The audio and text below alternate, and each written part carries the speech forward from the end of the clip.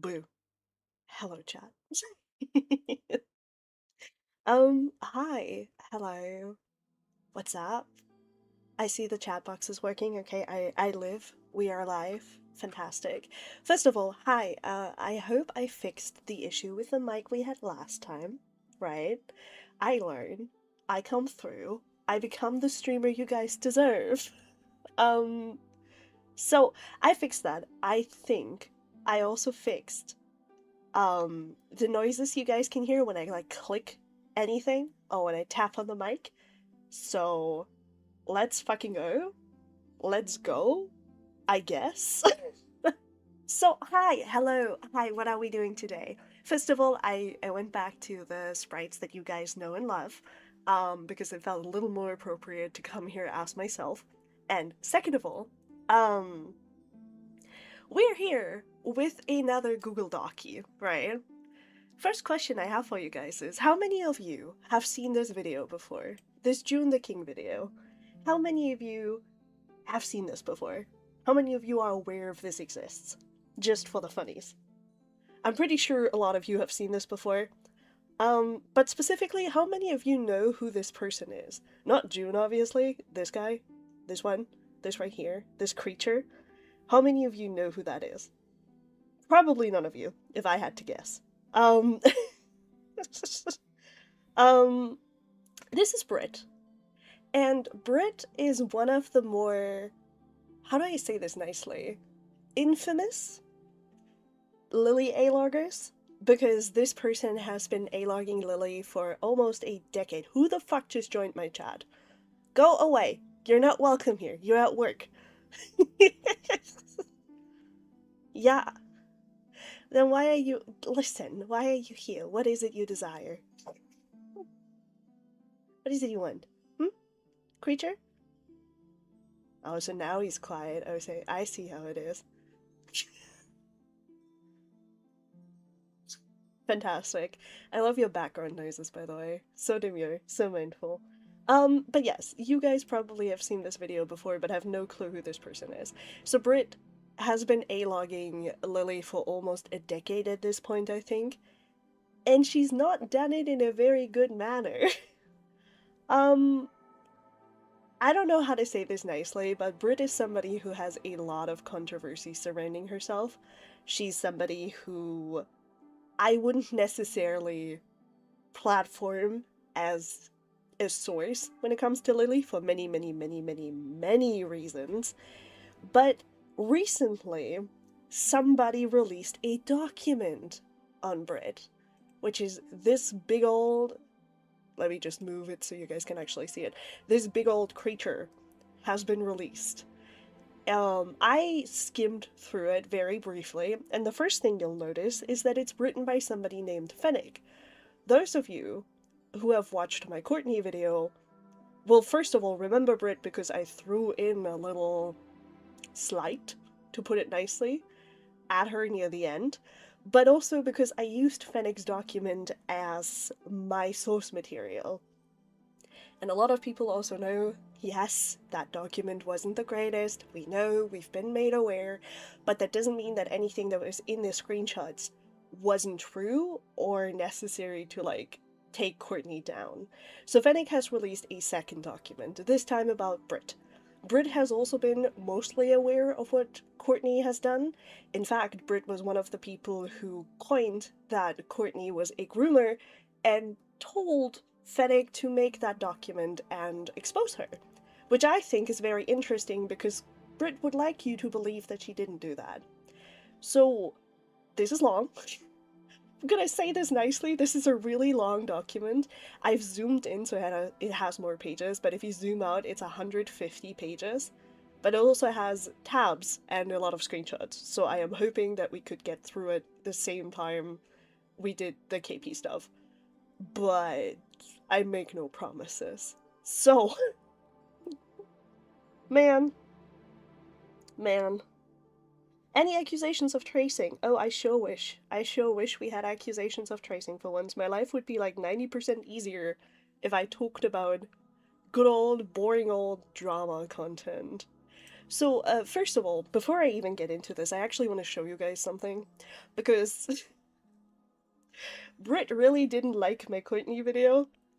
She went onto her little Tumblr going, Fennec's document being used as a source alone should be put up for scrutiny, but on top of that, trusting Fennec with reaching out to individuals and gathering information should immediately be a red flag for anyone curious about the video.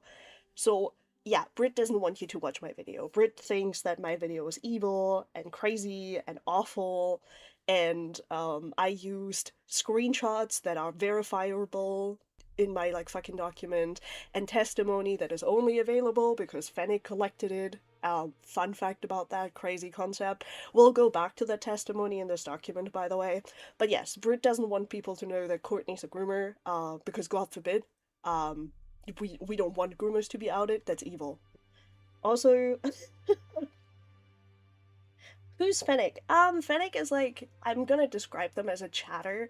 They're basically the first person that outed Courtney way back when with the testimony of the 13-year-old with the document nobody likes. Lol. Which, yes, not the best document, but good information nonetheless. Not a massively public figure. Most of what they do happens alongside Tumblr, I want to say. Fennec's also in my chat. Shout out. Also, I called. Hidden, do you have any ways to donate that isn't super chats like Ko-fi? Yes, I have a Ko-fi. I can give you that later. Actually, no, I can give it to you right now. Watch as I dox myself. No, I'm kidding. Let me see if I can just... Should be the first thing that shows up. Yoink. The second thing that shows up is fucking Goat Cato celebrating me getting doxed. I live in a fucking society, bro. Here. This is my Ko-fi in case you guys are curious. So let's see. I need to go back to where I was. So yes, Brit wasn't happy with the video, and when questioned on being involved with the Fennec document, her response was to say, no, I didn't even know there was going to be a dog. His original idea was to make a video script, which I had my own reservations about and didn't want to be involved with. He dropped the dog, which was actually just the rushed first draft of the video script, after he kicked me out in the couple server out of the server. From what I understand, the video that just dropped is just a rehash of shit that's already been gone over, discussed, and condemned. The sheer lack of research that went into it and the sources that were used are just embarrassing. Really, Brit? Really? You wanna elaborate on that? On my lack of research?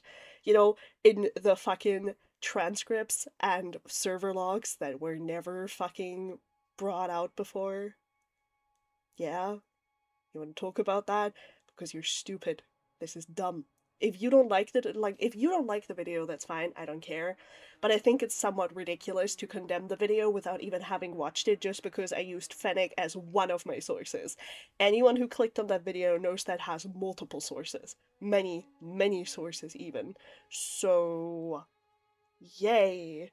But yes, clearly she didn't approve of my video, and she's also claiming she was never involved, which is crazy because I'm pretty sure I can prove within like 2 fucking seconds that this person was involved. Because, I'm petty. Let me see if I can find it though. Let's see. Oh. Let's see. Where's my copy? And then I just flop, and we just flop. Oh, what's this? What's this?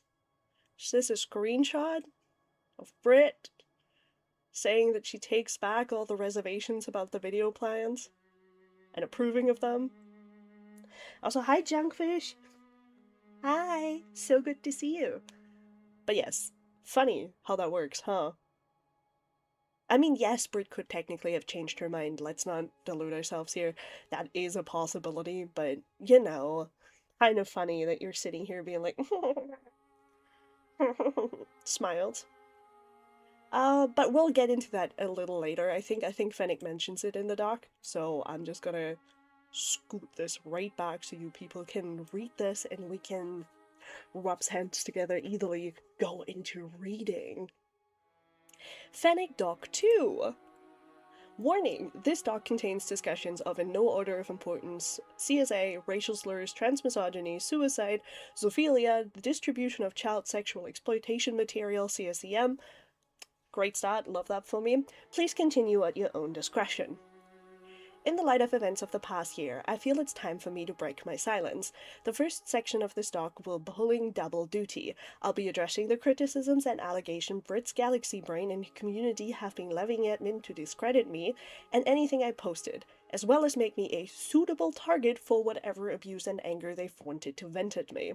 It will serve as a valuable insight into how they construct their criticisms and what they consider evidence.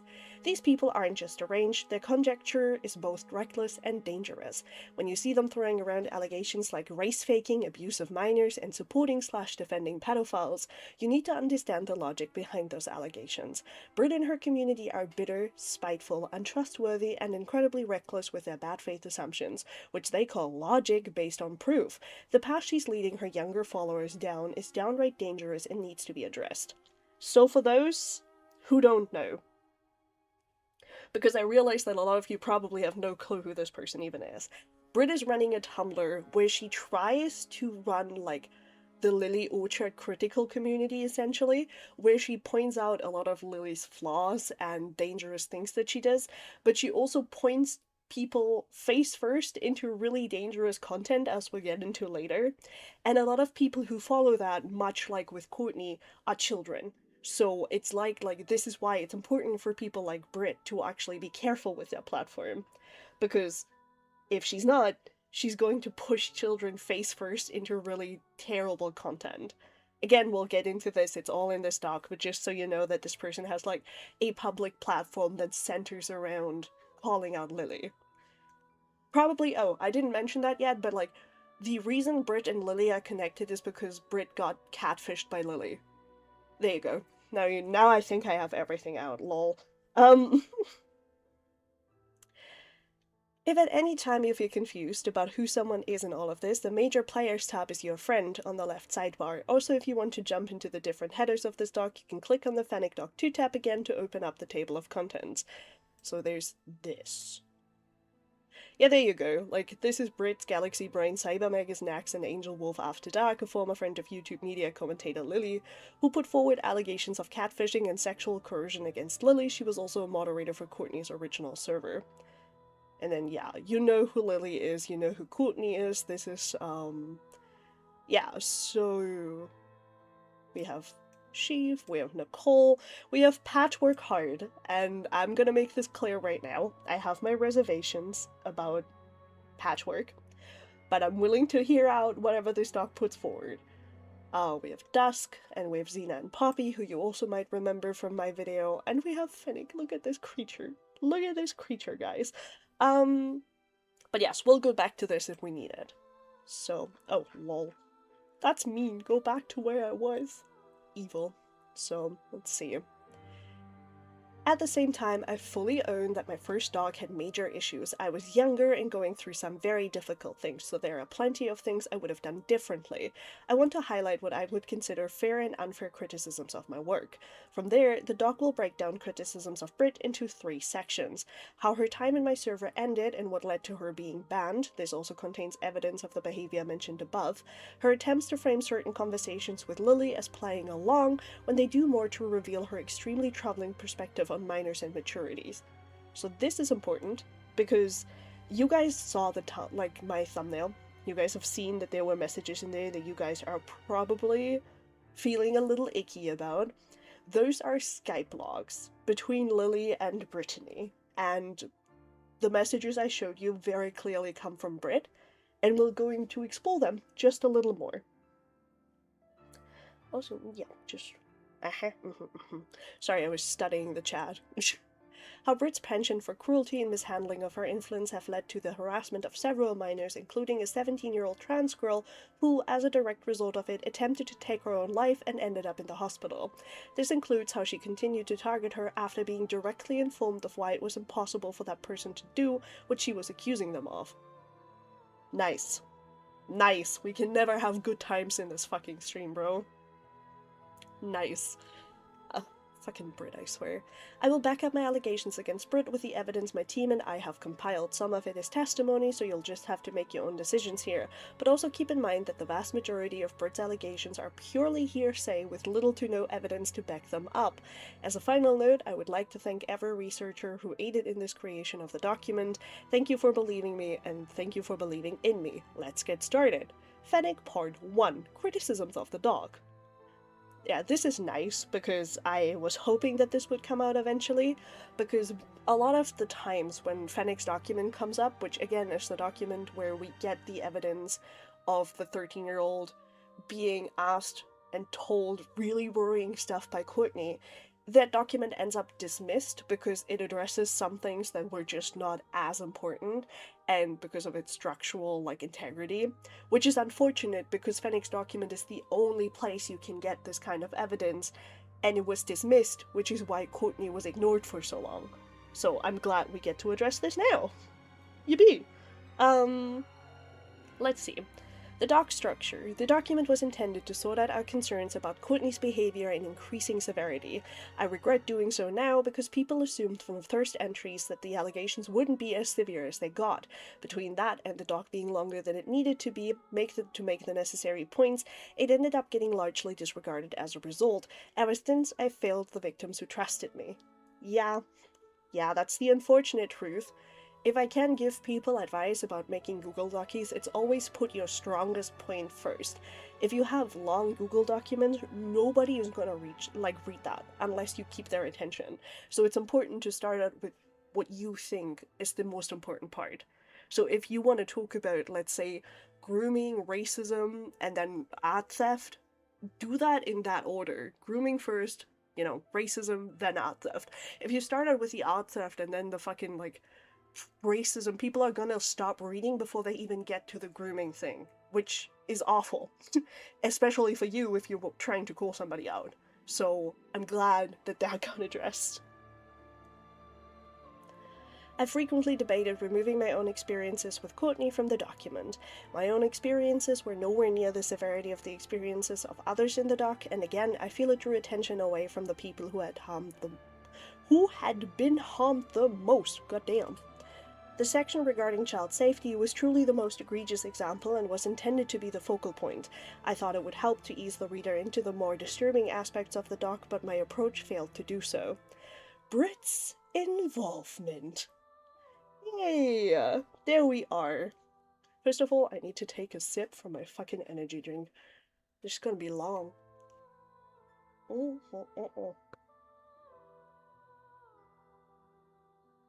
Despite what Britt has said since the doc came out, she was absolutely involved in its content. While she'd been banned from my community before the doc came out, I had already been pushed to include things by Britt, despite my initial discomfort of doing so, and did not want to anger her further by leaving them out. Instead, she threw me under the bus and used it to further discredit me.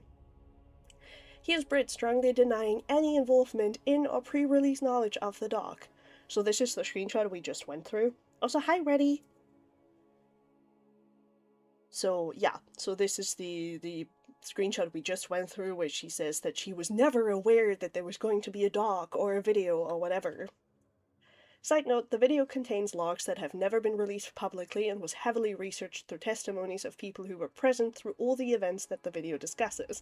Note that she's not even bothering to watch the video, just assuming that it's bunk because of what people have told her, without verifying it for herself. If you're familiar with the Poppy drama, you'll remember that she did the same thing when it came to the docs against her. So the video in question that we're talking about is my Courtney video, just for people to know. Here she is, over 4 months before the doc came out, back when I was still planning on it being a video. For those who don't know, Cybermagus next is Brit. What a miserable little dweeb. Courtney, you are not the Discord badass you think you are. I know it's so shitty to be stuck in this loop of spite forever, but I gotta say, his behavior is so funny from the outside. Fennec says, I think I scared him out, so he had to make shit up. And then Brit says, I believe it's because people like Brit keep it quiet. Oh, bitch. And Fennec says, right, she's just erasing history. And then Brit says, Fennec, I take back all my reservations about your vid plans. So that was a fucking lie. By the way, KP, this is how you use memes properly, you stupid bitch. This is funny. I like this. Britt agreed Courtney was a groomer. Here's Britt after the document came out, saying that what Courtney did was not grooming. I'll say it's unsurprising she would publicly take this stance, as she was a moderator in Courtney's original server. Actually, it was a little worse than this. Britt was actually present through most of the sections where I talk about the quote-unquote 18 plus section of Courtney's first server. Britt was somebody who was very aware of what Courtney was doing in there and was present in most conversations. Britt was also aware of the fucking, I think she was, I would have to go back, but I'm pretty sure that she was, aware of the time where Courtney posted a half-naked picture of herself with her ass out, and then later created the not safe for work selfie thread. So, yeah. Anonymous says, y'all are way too lenient with Courtney. And Britt says, getting real tired of people acting like everyone in this space is a monolith. Just because we aren't using the grooming word to describe something that was not grooming, but was still irresponsible and potentially harmful, is not leniency. Y'all don't know how I personally feel about her because I've tried to keep my beef with her out of the public eye. Britt a few months earlier, it's definitely fucking grooming. To be clear, Courtney's victims uses he pronouns. Britt says, it's definitely fucking grooming. Do you think Courtney has an attraction though, or is this just non-existent boundaries? Fennec says, I don't know, I really cannot tell, but I cannot fathom someone under any circumstances seeing this as normal. Britt says, if she never fully unpacked the childhood grooming and sexual abuse, that would do it. Like, she's acknowledged that it happened, but I don't think she realized how it's affected her sense of normalcy. I realize I'm being generous here, but man, I just don't really want another situation. Fennec says, I just kind of don't feel like she's getting any more wiggle room from me.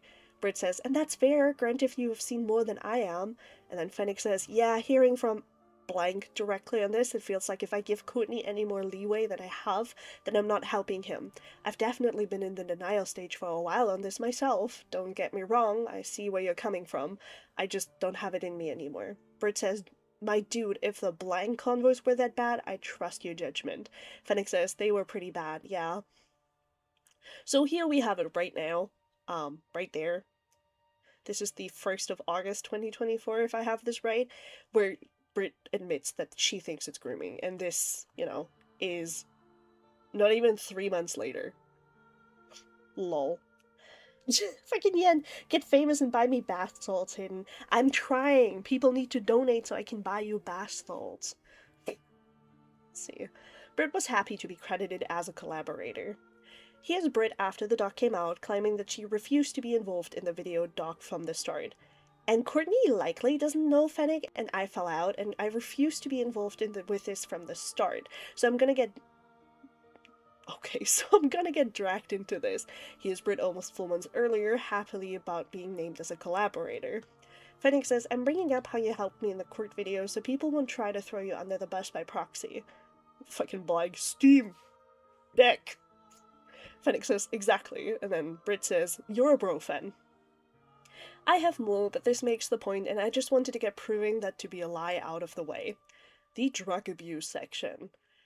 Exposing Courtney's alleged drug abuse publicly made people very uncomfortable. Of course, it was at Britt's insistence. While I do find it concerning that Courtney was allegedly abusing hard substances around minors and even encouraging already vulnerable people to try them, it didn't feel appropriate because revealing someone's addiction struggles without their consent can worsen them. So yes, anyone who remembers this mildly from the Courtney video is Courtney was very open with what drugs she took and when, and this didn't just pertain to weed. She was often also talking about harder drugs, and she was also talking about being permafried, meaning she took so much weed or smoked so much weed that she could no longer get high. And she also talks about how it negatively affected her ability to sleep and eat and everything, and she was doing that around children. There's multiple times where children were present while she had these kinds of conversations. So, what?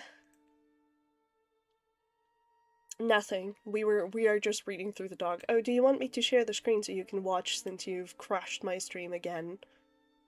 Come here. Come here, I'll share the screen so you can take a look-see. Here you go. So, Okay. Britt says she's on fucking coke, so she should have been weighing on that decision before she decided to start doing that again. You don't mix kids with cocaine and untreated mental issues. Either the drug that makes you manic, paranoid, or untethered to inhibition, or safe space for abused minors. Can't have both. A very correct point, just wish it didn't come from Brit. I don't even know if we should come out with that. I'm torn, to be honest. Blank says, I mean, if he's saying it himself in the server himself. And then Fennec says, yeah, I'm just not sure I want to touch that with a 10-foot pole. And then Britt says, it's not like anyone is shaming him for doing the drug or having addiction issues. So, Courtney went by he, him pronouns for a while, just so you know.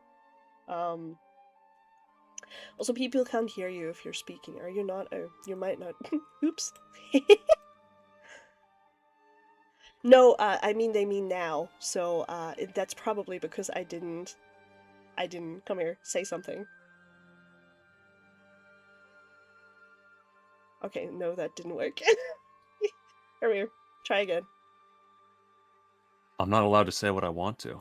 Okay, there you go, now you can be heard. Sorry, chat, I didn't fucking know.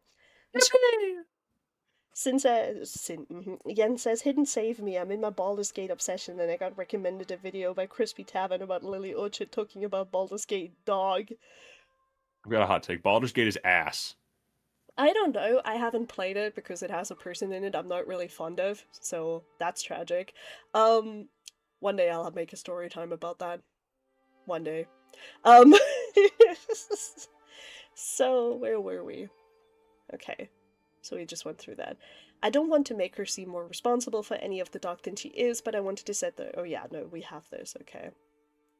Altered testimonies. Another point of contention has been the amount of anecdotal evidence. Most of the statements could not be backed with evidence at the time because Courtney had deleted the server they were on, something we were all deeply frustrated with. So it was a huge relief to find out recently that someone had backed up a majority of it. Even though the bigotry section was significant to the people it had affected, we had very little proof at the time. Now we do. One of the other accusations levied here by Foxhound was that the anecdotes were heavily edited. This is simply not a case. Here are a few examples of proof. Has segments with no evidence whatsoever and were admitted to have no evidence other than an anonymous interview that could have very easily been faked. This was the first accusation that was placed on the document, by the way, because this was more important than any harm to minors. Okay, so this is the criticism, I see. Yen says, don't worry, Hidden, I don't use the Asterion. Thank fucking God. You're the best, Yen. This one is from a minor. Oh, so these are the testimonies from the Fennec document that I used in the Courtney video, where, yeah, these were just the testimonies. We didn't have screenshots, but now we have screenshots, which actually helps my Courtney video. Yay! I'd asked Courtney the normal age range to experience an orgasm. He told me it was dependable, I believe. We started discussing how I was unable to do it in the way she did, so Courtney then suggested I use a t-shirt on my crotch, only to add, I'm going to be as clinical as possible with this because I don't want to take advantage of you. So you people have seen this before, but so this is from the document, which I used, and now this is the DM, the actual DM from the minor. Fantastic. Also, Chunk, I keep forgetting what the voice actor did. I'm gonna tell you in private one day of it again. I'm not gonna make this a big issue here now. But yeah, as you can see, I didn't doctor it or ask for a rewrite. The only edits I made were to fix some spelling mistakes. The following testimonies from the other minor who contributed to the doc. These were the only two minors involved, and only by lending their testimony as seen here. So, yeah, this is another thing. Again, proof that this is the same message that we have here. Fantastic.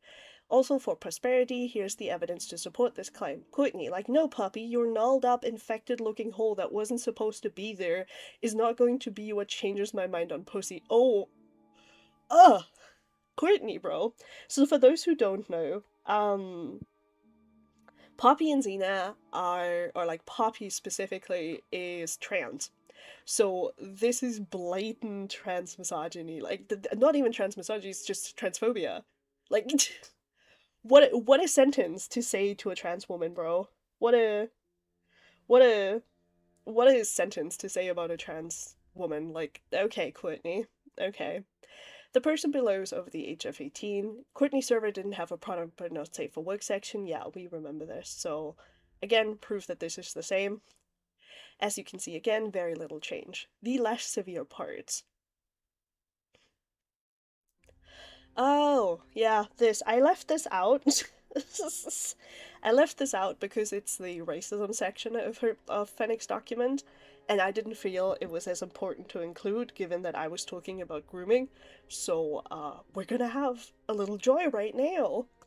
Yo, wait, Brit is based? Oh, I'm sorry. I have to go against you on this one. Sorry, babe. Oh, shut the fuck up, bro. Oh, okay, so okay, awesome, thank you.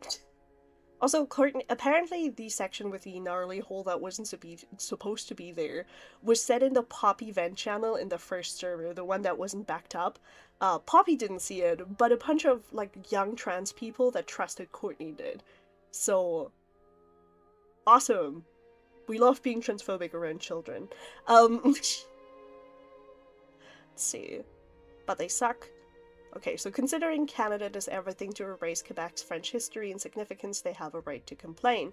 And then deleted user says they suck, and then Courtney says no they fucking don't. That's like saying black people are lazy or calling them porch monkeys. I'm in hell.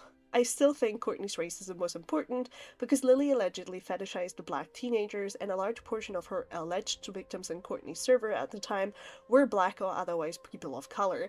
I wanted to at least create distance between them and Courtney for their safety. As far as Courtney's tweets about breeding go, they were only significant.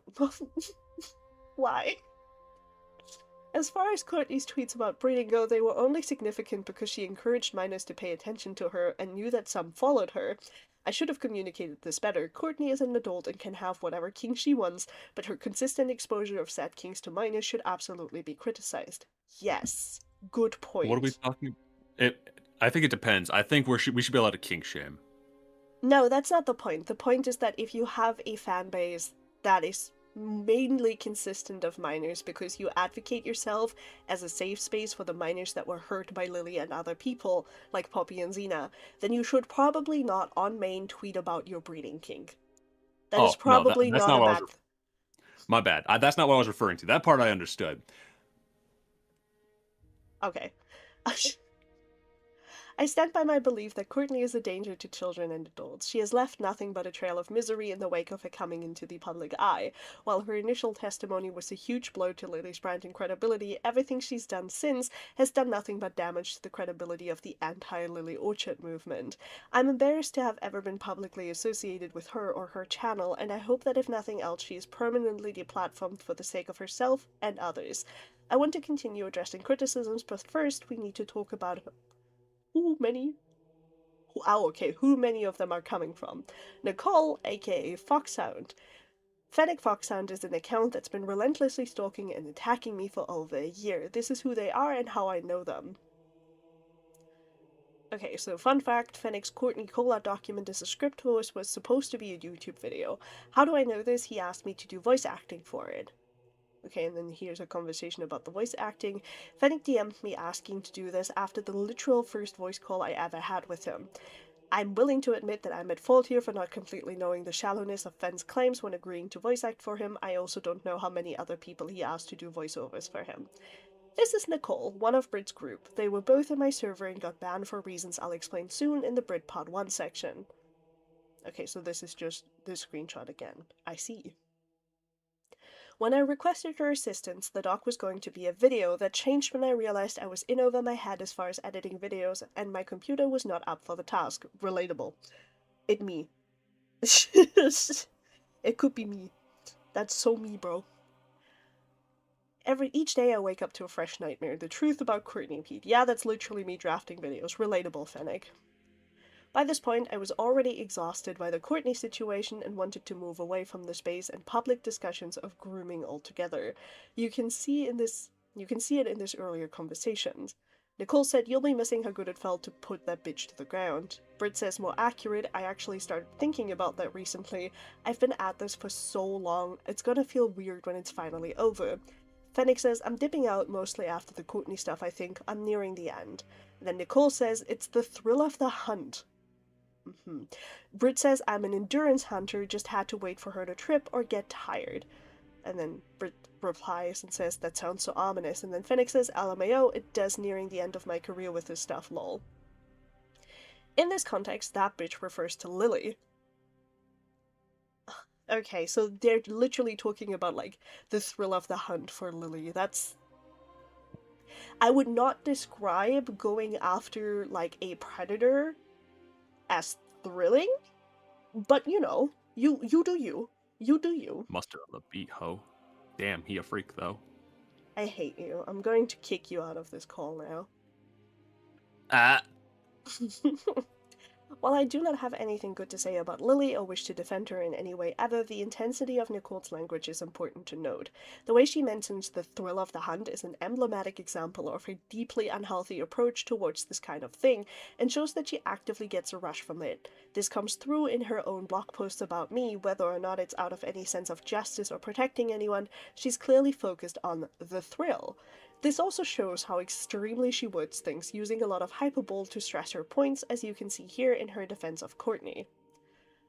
Okay, so this is a Tumblr post. There's so much fucking Tumblr in this. Anonymous says, so we all know that Fennec crashed and burned after his call-out document on Courtney failed because it was spiteful and he didn't care about the victims. That being said, was there any actual evidence of Courtney doing anything concerning behavior beneath all of Fennec's bullshit? And Nicole replies, kind of. Nowhere near on the level Fennec was suggesting. That's a fun way to talk about, like, Courtney telling a 13-year-old how to masturbate, but okay. But there were definitely things Courtney has handled poorly. Crazy sentence again. From what I saw and knew, Courtney has issues, but the ones that are an actual persistent problem weren't really examined in Fennec's document. Is Courtney a groomer? Absolutely not. This is wrong. Courtney is a groomer. Has Courtney said stupid things around minors they shouldn't have? Yes. Are those things call-out document worthy? Not really. Yes, they are. Courtney is not a danger in that way as far as I know. Yes, she is. Yes, she is. I have a 2-hour video on why Courtney is a danger to minors. Let's not, bestie. Let's not. Courtney specifically tried to make her server a safe space for minors. The fact that she was doing things like this is absolutely worth discussing and documenting. Okay, so this is Courtney suicide baiting. I'm not going to read that out because it's just horrific. Reminder that Bon was a minor and had, like, a mom bond. Like, Bon was literally referring to Courtney as mom. And Courtney is just talking about killing herself, and Bon is forced to comfort her. Like, that's all there is to that. That's just kind of horrific. While I do consider what Courtney has done to Bonnabelle to be a form of non-sexual grooming, it doesn't matter what label you want to place on it. Correct, I agree, but also I agree that it is non-sexual grooming. Even if you don't want to call it abuse, it's objectively inappropriate behavior for an adult to engage in with a minor they know exclusively through the internet. It's also important to mention that this was not the only thing that Courtney did to Bonnabelle. Just to make that clear. Courtney was also having Bonnabelle have access to very inappropriate chats that discussed rape and sexual abuse and worse in front of him. So, yes, absolutely grooming. Again, if you have questions about this, please check out the Courtney video I made. I have an entire section of it. Also, hi Amber! You missed like half an hour of me reading a document, but good to see you! See, beyond that, the most damning testimony is inarguably something that needed to be exposed. Look at what this kid went through because of her. Courtney oftentimes made me feel like I had to be more adult than I really was with how he'd encourage me to act just like them and stuff, and I would share personal details like how she masturbated as a kid to give me an idea and his own cup size. Why does she get worse? Why does Courtney get worse, bro? Yeah, that's pretty disgusting, gonna be real with you. Yeah, she's just not a nice person, to be honest. No, not really. I'm sorry you got caught up in the middle of all that. It wasn't fair that a grown-ass adult was doing that. I know. I mean, I know, but it's hard to really know, if that makes sense. I know I'm just a kid, but I honestly feel like I'm treated like an adult and sometimes feel like I should be one. And then Fennec says, I think you should be allowed to be a kid, full stop. And then this is the screenshot that talks about the rest. Hey, so I don't know if you understand the full context of the orgasm talk, but full context as to what Courtney suggested was something I didn't recognize was inappropriate until very recently. I told them about how I didn't know how to do it right, to which Courtney recommended using a t-shirt and asking me if I have a mirror to look down there. They told me it was going to talk about it as cynical as, well, this was probably supposed to be clinical, as possible to avoid taking advantage of me like how others have, her exact words. I wish I had the messages now to prove it. So we've seen this before. So, and yet Nicole still tried to frame any associations with me as being enough reason to discredit Hidden Heroine's recent video on Courtney. Score. Mention me. Mention me, bro. But yes, I have a video. I'm just gonna show it very briefly. I have a video on Courtney. If you're into that, shut up, me. I have a video on this. Here you go. That is not what I wanted to move. Shit. Let's see, where's my stuff? There's my stuff. So I have a video on Courtney if anyone wants to go look at it. It's 2 hours long. It goes through everything. If you're interested in it, there you go. Just so you know. Who's that handsome man playing Space Marine? Yeah, that's you. Thank you. See, I'm gonna move this again so you guys can watch it. Can I make this, like, properly in the middle again so I don't fucking crash out? Yes, there you go. Fennec's document being used as a source alone should be put up for scrutiny, but on top of that, trusting Fennec with reaching out. So I had it wrong. It wasn't Britt who said this, it was Nicole. But given Nicole and Britt are like besties, interchangeable, bro. The Fennec doc is the sole source for this kid's testimony. There's no other documentation regarding this from anywhere else that did not originate from my doc. What Nicole is saying here is that the evidence provided should be dismissed because I was the messenger. While I fully own that the document had many problems that I would now handle differently, the kid's testimony is not one of them. The fact that Nicole thinks that I should be ashamed for sharing it speaks volumes. This is correct, by the way. Like, how do I say this? The worst person you know can still make a good point. It doesn't matter that Fennec's document was garbage, because at the end of the day the screenshots in it had nothing to do with the doc structure being garbage. The screenshots were still what they were. And people disregarding it because, ooh, Fennec man bad, is really disappointing because it took away from this child being able to get their justice, because people just ignored the document. Until it came up again last year because we all hated Courtney and then I made my video. But again, this is like such a dumb point to make where it's like, oh, I don't like the person who made it, therefore they're wrong. No, bestie. Where's the fucking meme? The worst person who just made a great point. There you go. There it fucking is. Heartbreaking. The worst person you know just made a great point.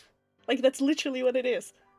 I could be the worst person on planet Earth. I could still be correct if my evidence points to, like, correct facts. So, yeah. With all due disrespect, bro. Like, with all due disrespect, y'all dismissing this testimony because you're mad at Fennec is crazy concept. Like, crazy work. Crazy work. Victim's consent. On that note, let's address another reason she tried to push to dismiss victim's testimony, the accusation that I violated a victim's trust and shared things without their consent. Anonymous asks, is there any history of Fennec being weird or problematic himself? And then Nicole replies, there's a few things I'll probably be making later posts about. One thing I can talk about as an example is how Fennec treated the miners' testimonies for his Courtney research. I thought we were supposed to dismiss that research, Nicole. I really hate how this is how a lot of victims are going to find out, but the truth is that there was no anonymity. Fuck. Fennec shared everything with us unprompted in a Courtney event channel that he had in his friend's server, fully uncensored testimonies and chat logs of any incident he wanted to discuss. If you were someone that trusted Fennec with sensitive information regarding your experiences with Courtney, it is very likely Fennec shared that information with users you never met, including me, someone Fennec apparently hated and tried to say he had a history of racism. We're always back to the racism, dude. I did not share any screenshots without the consent of the miners in those logs. There was a massive violation of his privacy from Courtney, and I had every intention of trying to give him the dignity and respect he deserves. Fennec says, I understand. Yeah, wow, she should not have been speaking to you like this. She isn't the same age as you, shaking my fucking hand. And then the miner says, you're free to share these screenshots, by the way. While I left out some for brevity and relevancy, there were plenty of things I was not permitted to share and therefore have never become public information. Nicole is proving once again that she doesn't actually need proof to make claims on her blog. The website. This is ominous, dude. Embrace side thing. If you were to be an animal, what animal would you be? Asking for a drawing thing. Fantastic question. I thought you were a, what was it? You were a, I forgot was what bird it was. I was a bird. I remember that fucking hi Cal. Cal showed me a bird. A pink bird with like a pink belly or whatever. I'm that. Oh. I remember I got called a Eurasian eagle owl, but I'm not sure if I want that one anymore. Oh, true. I remember that. You can be a bird too. Also, Caw. we can both be birds. Fucking We can Fennec. be bees. This is good news, Mark. Fennec, don't click the website. Okay, I promise I'm not clicking the link. Good lord, you guys are scaring me. Oh, okay, it's probably because this is... Yeah, okay, I see. Yeah. So let's talk about the website. I didn't make this image for Courtney. It was specifically made to be as ugly as possible and passed around among friends as a joke because of its gross out humor. Basically, it was an edgy shitpost, and I admittedly included it to troll her. While it was partially out of spite, it was mainly to keep her retaliation focused on me rather than the victims who came to me. I did not consider how it would be used to discredit me, as an example of how the joke existed in other forms in a far less hideous version. Think. Think. I don't know why this amuses me so much, but think. I love that. Courtney's birthday. I still don't regret releasing it on her birthday because I don't think it's that big of a deal, and to fuck her, correct. However, I realized a little while after making the site that it would be in poor taste to actually post it the day of the doc's release. I didn't think to take it down because I didn't figure anyone would post it themselves. Foxhound dropped it with the intent to sabotage the dog. And then there's Nicole here. Hey kids, you want to see something Fennec thought was more important than half the testimonies he received? If you're confused by what you're looking at, this is a webpage Fennec made that was supposed to pair with this expose. It can be found here. Check it out while you still can before Fennec inevitably sees this post and deletes the page. I like how you address kids and then link to a website that kids probably shouldn't see. That's a choice. That's a choice. I love my fucking chat. Thank. Thank. I tried taking it down about 6 months ago, only to find that I no longer had access to the account I made it on, but even if I could, I wouldn't because I don't want to hide that I did it. I want to own this mistake. A note to Courtney's victims. I used every testimony from people who responded about the doc. If I left someone out and they would like me to share their story, please let me know. Yes, please do.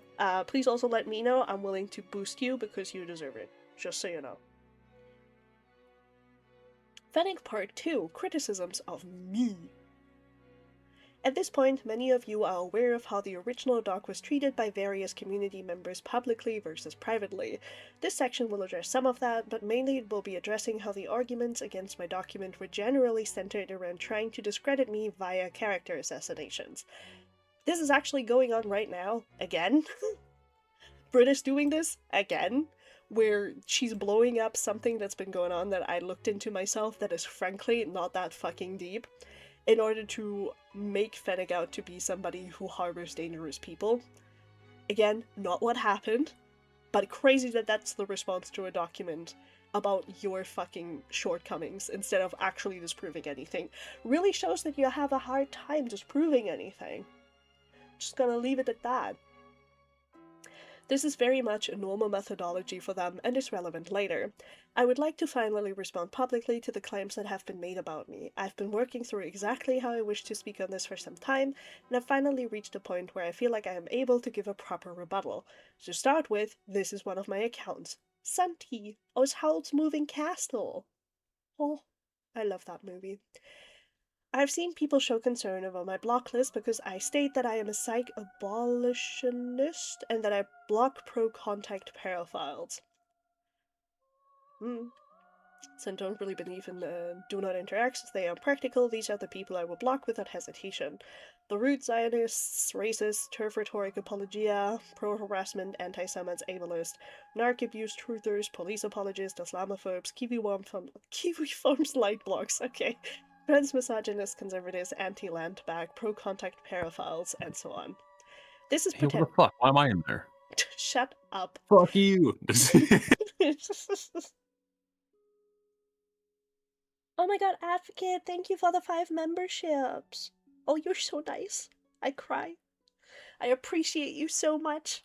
Again, Advocate does really, really good art. Like, I love their art so much. They've drawn fan art for me. They've drawn fan art for Yen. It's really good, and I love them so much. Thank you so much. I appreciate you. 07's in chat for Advocate. This is potentially a misunderstanding of psych-abolition as a whole and what it means in practice, but it's very normal for these people to take the worst possible interpretation of a concept and use it to make increasingly inaccurate and negative assumptions about their target. Remember that because it will come up again. Fennec supports psych-abolition. That is such a weird word. This accusation is from Nicole. We'll get to the other accusations here in a bit. This blog names is Santi Sonnets and it has both a Tumblr and this card.co, linked to other socials. Fennec's original accounts were more reserved, all things considered, but the things he has posted and the people he has interacted with are questionable at best and very, very concerning at worst. The biggest red flag for me were these new inclusions in his public intro for the blog, especially when knowing about his history of manipulating vulnerable minors for personal gain. Citation needed, evidence required. Where? Where? Nicole, you're saying things and I don't see the proof, bro. I can't fucking... okay. So this adult has purposely riled up minors to have them fight for him. Evidence? Lied to and manipulated minors for personal gain, both about adults and other minors that we're friends with, created a server that was exclusively for minors that were victims. Is now saying that he doesn't like psychiatric systems and needs to make the distinction of pro-contact paraphiles in his block list. That latter point is a huge problem for someone who has dedicated a lot of his times to be around minors. This isn't even considering that the majority of people interacting and being friends with his new block and persona are all self-identified pro-shippers of varying degrees. A lot of them reblogging posts defending specifically incest and pedophilia ships. Proof. I would like it. Put it in my hand. Put it in my hands. Because you're just saying things. Psych-abolition is one of those subjects where there are a lot of different interpretations of it, so of course they run with their reversed assumption. Here's my actual perspective. I believe in psych-abolition as a stance against the carceral threat that looms over suicidal and psychotic patients. Psychiatric incarceration and police brutality are often hand in hand. I've known many people of color who were personally afraid to seek help for suicidality because they sent police to do welfare checks. People are often punished by the system for seeking the help they so desperately need, and they shouldn't be. The additional risks faced by people of color in seeking care should absolutely be acknowledged and validated. When I was in the mental hospital, most of the people in the unit were black women who were drowning in themselves with virtually no support at all. The system had failed them, or rather was never designed to help them in the first place. It radicalized me in the ways that there are no words for. There are people who work in the field of psychiatry who are psych-abolitionists and treat patients with this framework in mind. More than anything, it's about dignity and respect for the patient and their needs. I can make this work. Yeah, we're back. Okay, Oh, okay. no, we're not. Oh. Yeah, it probably died, but I'm gonna try. There you go. I think we live. Are we live? Are we back? Oh, yeah, we're back. Okay. Chat, this is good news. Being bees worked. Oh my god. Okay, sorry guys. I'm so sorry. I don't know what happened there. My internet just died. Yeah, we lost 20 viewers from that. Oh, that's okay. I'm sure people would come back eventually once they notice that I'm back. Good lord. Good great heavens. I'm so sorry, guys. I can't promise it won't happen again, but, you know, whoopsie. Accident. Smiles.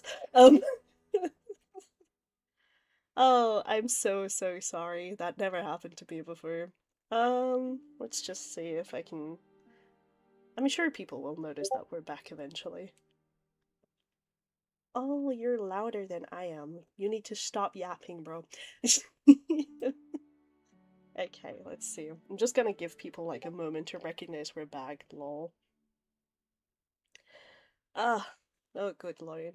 Let me just, So, how we doing, chat? yeah, entertain chat for a moment while I alert people that we're back.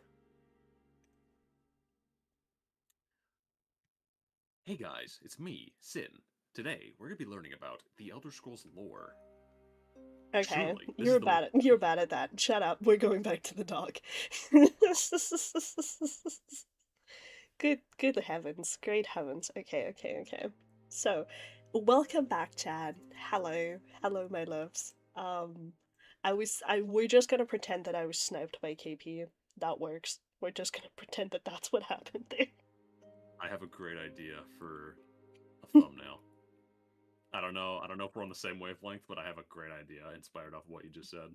No, you're No, banned. trust me. It's the the one with where it's all the security guards around you, and then you're putting your fist up. Mm-hmm. Yeah, that'd be a great idea. Fantastic. Also, I just noticed we have our viewers back, I think. Also, happy late birthday to Buddha Cat, whose birthday was on Monday. Yippee! Happy birth! But yes, we're back, I can go back to read to you, chat. Okay.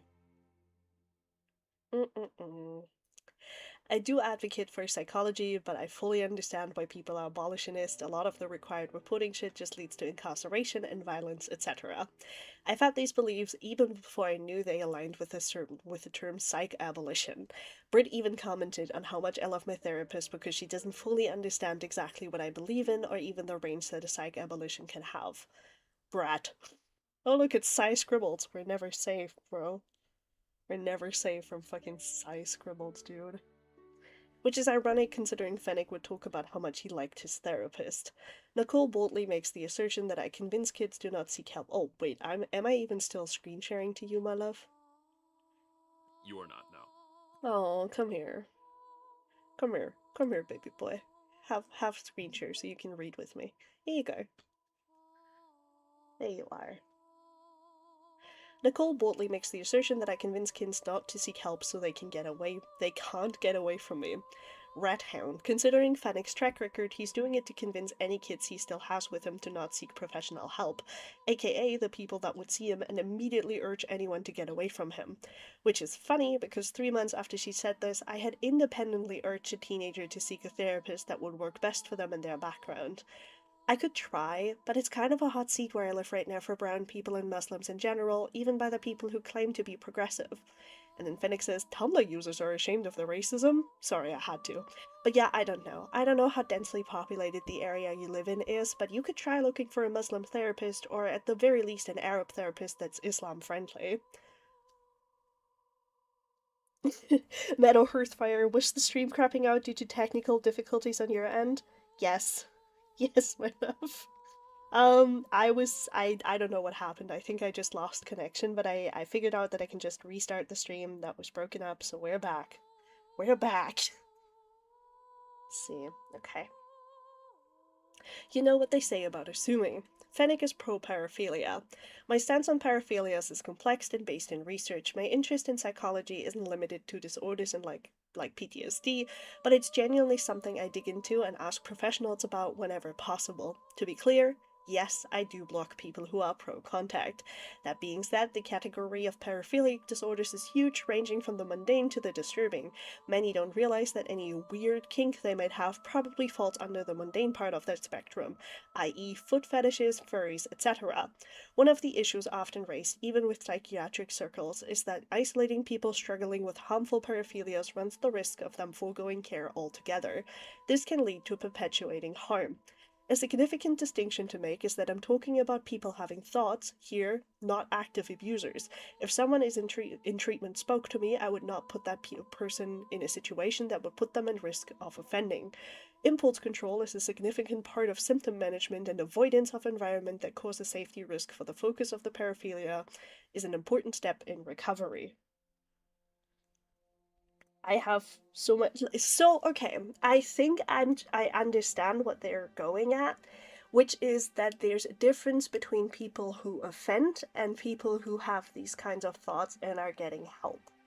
I think the point they're trying to make is that, hey, you know, if you struggle or suffer from this paraphilia, but you're in therapy, then you can, I'm willing to talk to you. But if you're somebody with a paraphilia that's out there saying you should be allowed to fuck kids, I hope you die. I think that's the point we're trying to make here. I think that's it, yeah. Whether or not you agree with my stance on paraphiles, you should know that Brit publicly agrees with it. She says that she actively embraces those who are seeking treatment. Brit's Galaxy Brain reblocked. We're all Nazi fascist cop pigs who want to kill all paraphiles if you just don't read the words we actually say and ignores embracing paraphiles who actually work on themselves. Okay. Okay. If you are struggling with a paraphilic disordered thinking, please know that there are people who can help you and that you don't have to fight alone. Here's a resource that may be a source of healing and care for you. Fennec is a pro shipper. This one's simple. I do not care about shipping discourse. Why? Everywhere I go, we have the pro shipping discord. I can never be free. I can... This is even more important on the list of things to put in your document, more so than art theft. We gotta talk about the pro shippers. I'm friends with people who are anti-ship and people who are pro. I used to be staunchly against it, but then I found that some of my friends identified as pro-shippers and were too afraid to tell me. I asked them follow-up questions, wanting to understand how someone I trusted and respected could possibly believe such a thing. I discovered the focus of the community I was part of were the worst of the worst and not reflective of pro-shipping as a whole. They leaned into anti-censorship, and since my local library is being shut down over concerns about books depicting sex and the transgender experience, I'm inclined to sympathize with that perspective. However, I also think that lolly shota should be illegal and specifically criminally actionable in the circumstances where other concerning material is present, which is how the law approaches it in most of the US and Canada. So, okay, listen. The pro-shipping thing is so stupid, and I hate the discourse around it, because people have warped what a pro-shipper is into insane degrees. Usually, the bare minimum of what a pro-shipper was supposed to be was somebody who shipped whatever they wanted. That meant whoever they wanted. In the legal content of that, it was okay. So even ships that other people might not like. Since forever, people have warped it into, oh, I'm just gonna ship a child with an adult. I'm just gonna write scenes about rape. I'm just gonna have incest ships because I'm a pro shipper and I don't believe that I could be wrong. Which is not what pro shipping means. But it's what everybody thinks when they hear pro shipper. So, yeah. I think that's just what it's become at this point, unfortunately. Yeah. And it's like, great, thanks. Great, thanks. I wish we could have fun on the internet. Discourse in general should just not. I mean, there is like reasonable arguments to be made for like, hey, we should actively like kill people who want to ship children with adults and whatever, right? That's a thing we should do. Like furries. No. Yes. Not every. Correct and based on this one. Listen. I'm gonna fucking mute you now. You're banned from this stream. Lol. But yeah, no. Let's see. Just because I feel this way does not mean that everything that other people have said on their own personal accounts on the subject is reflective of my belief and interests. Even in my personal spaces, I do not allow any problematic ships because they can potentially be upsetting for some people, myself included. Here's the rule as written in my servers: no pro/anti-ship debates. Seriously, I'm not dealing with that. I think I would rather eat my own shoe. This has been a rule in both of them since their inception. Debate would also include anything that would stir up arguments, like posting fanart or expressing enjoyment of ships with controversial or dark themes. We try to keep a more positive space, and something like that would likely ruin that for some people. I have the hiccup. Help. Did I make you too quiet? Now people can't hear you. Oopsie. But at least you're still here. Speak. Speak. Sorry, I had my mic muted. What's up? Thank you. I was about to, like, just speak like a dog. Yap. Don't. I'm not your dog. Go away. Okay. Nicole thinking she's smart. Here's Nicole criticizing me for this. Why would you need to hide it? Your suspended not safe for work account that was found was even more open about it. Evil garlic nod. I do not advocate for anything I post about in real life, it's entirely the realm of fantasy. This account was not suspended, I deleted it because I didn't want the minors and foxhounds likes and reblocks to be exposed to my kink posts, even if they were mostly jokes and pretty tame. They took a dirty joke blog full of shitposts and tried to act like it was evidence of me being pro-pedophilia or something. Fennec says, I really hope Nicole doesn't go through my not safe for work and expose me. I'll be so embarrassed. Blank says, I doubt it, and even if she does, I'd just ignore it to be honest, and she said more embarrassing and worse shit. Fennec says, I know, but I don't want her to expose minors to it, especially Blank.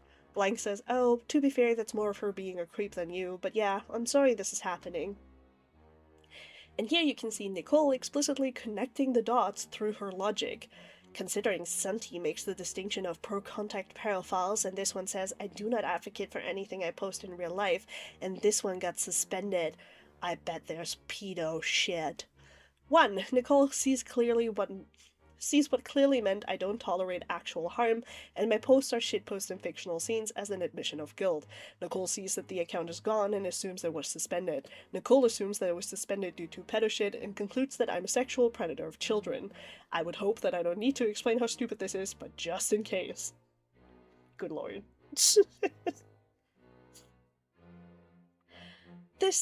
Where am I? This is an entirely speculative approach, and she doesn't even wait for actually evidence before deciding that something is a fact. They found archived posts and shared them in Sai's server, none of which contained underage characters. Fucking Sai scribbles borrow, I can't be free. Most importantly, this shows exactly how presumptive their logic is and how rickety the foundations of the criticisms are. The moment you actually look into their accusations, they fall apart. The saddest part is how this affects the credibility of alleged victims they choose to support. Fennec the race faker. I think this actually may be my favorite accusations. It thoroughly amuses me, and I will show you all why. This is Britt reposting a post from the Tepish? A post belonging to Sheev, who will come up more later, calling it race faking.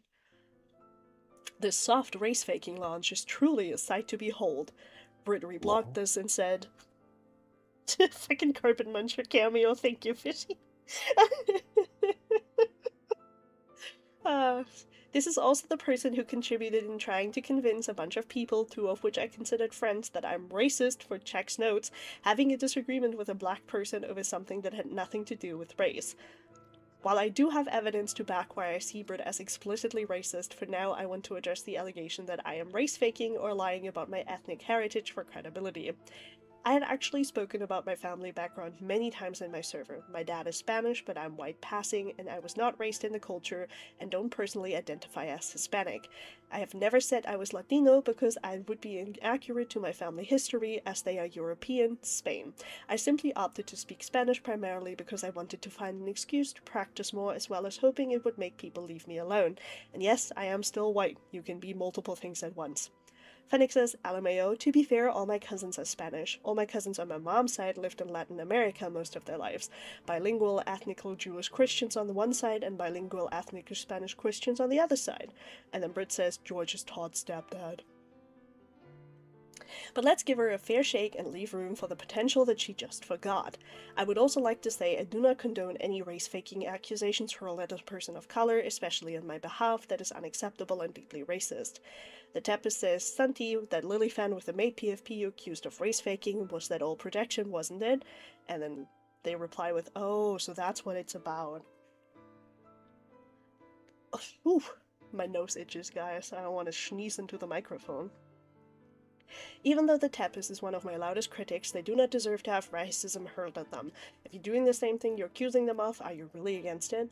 When fighting back, don't let them pull you down to their level, or even ask you what you perceive of their level. This is important to do better. That being said, these people have a history of accusing actual people of color and white passing folks of race faking.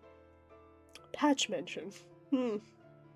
Britts says, according to Sheev, Patch wasn't confirmed or claimed when the aforementioned abuse was going down, and regardless, if he only got claimed so he could use it as a shield, that's unbelievably scummy behavior. Patch is one of Lily's public acknowledged victims. You can see his testimony here. He's Tsalagi from the Cherokee Nation and was claimed in 2019. His relationship with his culture has been a highly personal and private journey, and it is none of Brit's business. More on this later. No hidden, you'll turn on Avi. Yes, I'll not sneeze. I'll not sneeze in the mic. I don't want to sneeze in the mic, bro. Oh my lord. Let's see. Fennec lies to minors. Nicole claims that I lied to a minor to keep them in my server. This is not the case. I don't want to even lay into you further about the 13-year-old in your group that you're actively trying to lie about the context around present day. I'm not sharing the screenshots of a minor and bringing his name out in the open because you're trying to cover your own ass. This is a situation born out of another that'll go more into the next section. It's a little hard to follow, so I'm going to make this as easy as possible. Brittany and Nicole were kicked following a fight with Kid A, also known as Easy. Kid B announced that they are leaving because of the fight. I asked Kid C, a friend of Kid B, to check in. Kid C was exclusively in the teen server, and the fight took place in the mixed age server. Kid B talks about the fight, and Kid C asks Kid A, who was directly involved. Kid C fills in the blanks where they were missing information and argued the assumptions as fact. Kid C never liked Brit, so it wasn't exactly a shock that they didn't care when she was kicked. Here Kid C and I both allude to Brit's more, let's say, ignorant tendencies. Fennec says Brit is chill. I talk to her pretty regularly, she just sounds mad on Tumblr Lamal. Blank says, it's not that really, I've just never been a huge fan of Brit, she has some takes that I don't agree with, but she isn't a bad person.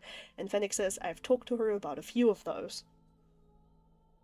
Hi Meadow. Also, I wasn't paying attention, but who's this Nicole person? So we've briefly gotten over that. Nicole is somebody who owns a blog that is one of Fennec's loudest critics, and they've been posting some insane assumptions about Fennec. Yeah, basically like Cal said, it's a Fennec A-logger. Nicole has refused to provide screenshots of this publicly, so I will. Okay.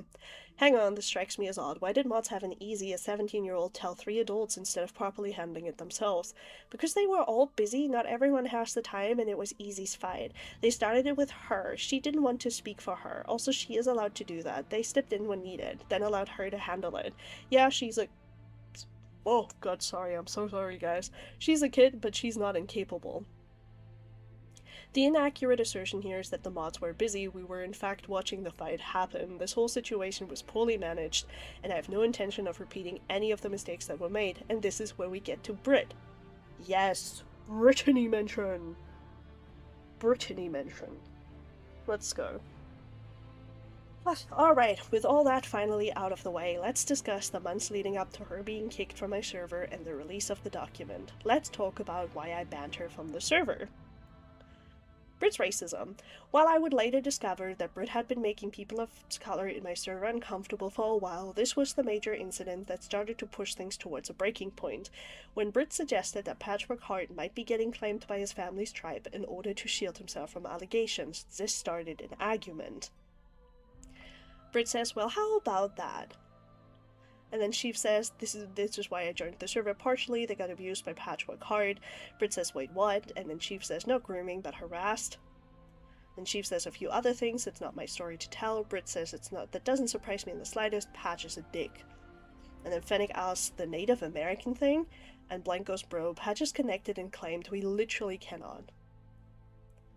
And then Brit says, according to Sheev, Patch wasn't confirmed or claimed and the aforementioned abuse was going down, and regardless, if he only got claimed because he could use it as a shield, that's still unbelievably scummy behavior. And then Fennec says, I doubt that's why he got claimed, and then Brit says, that wasn't really the point though, the point was the proof of Patch being abusive dickweed before Lily and the Senate, and proof of him being into the same sort of zoophile shit Lily is into.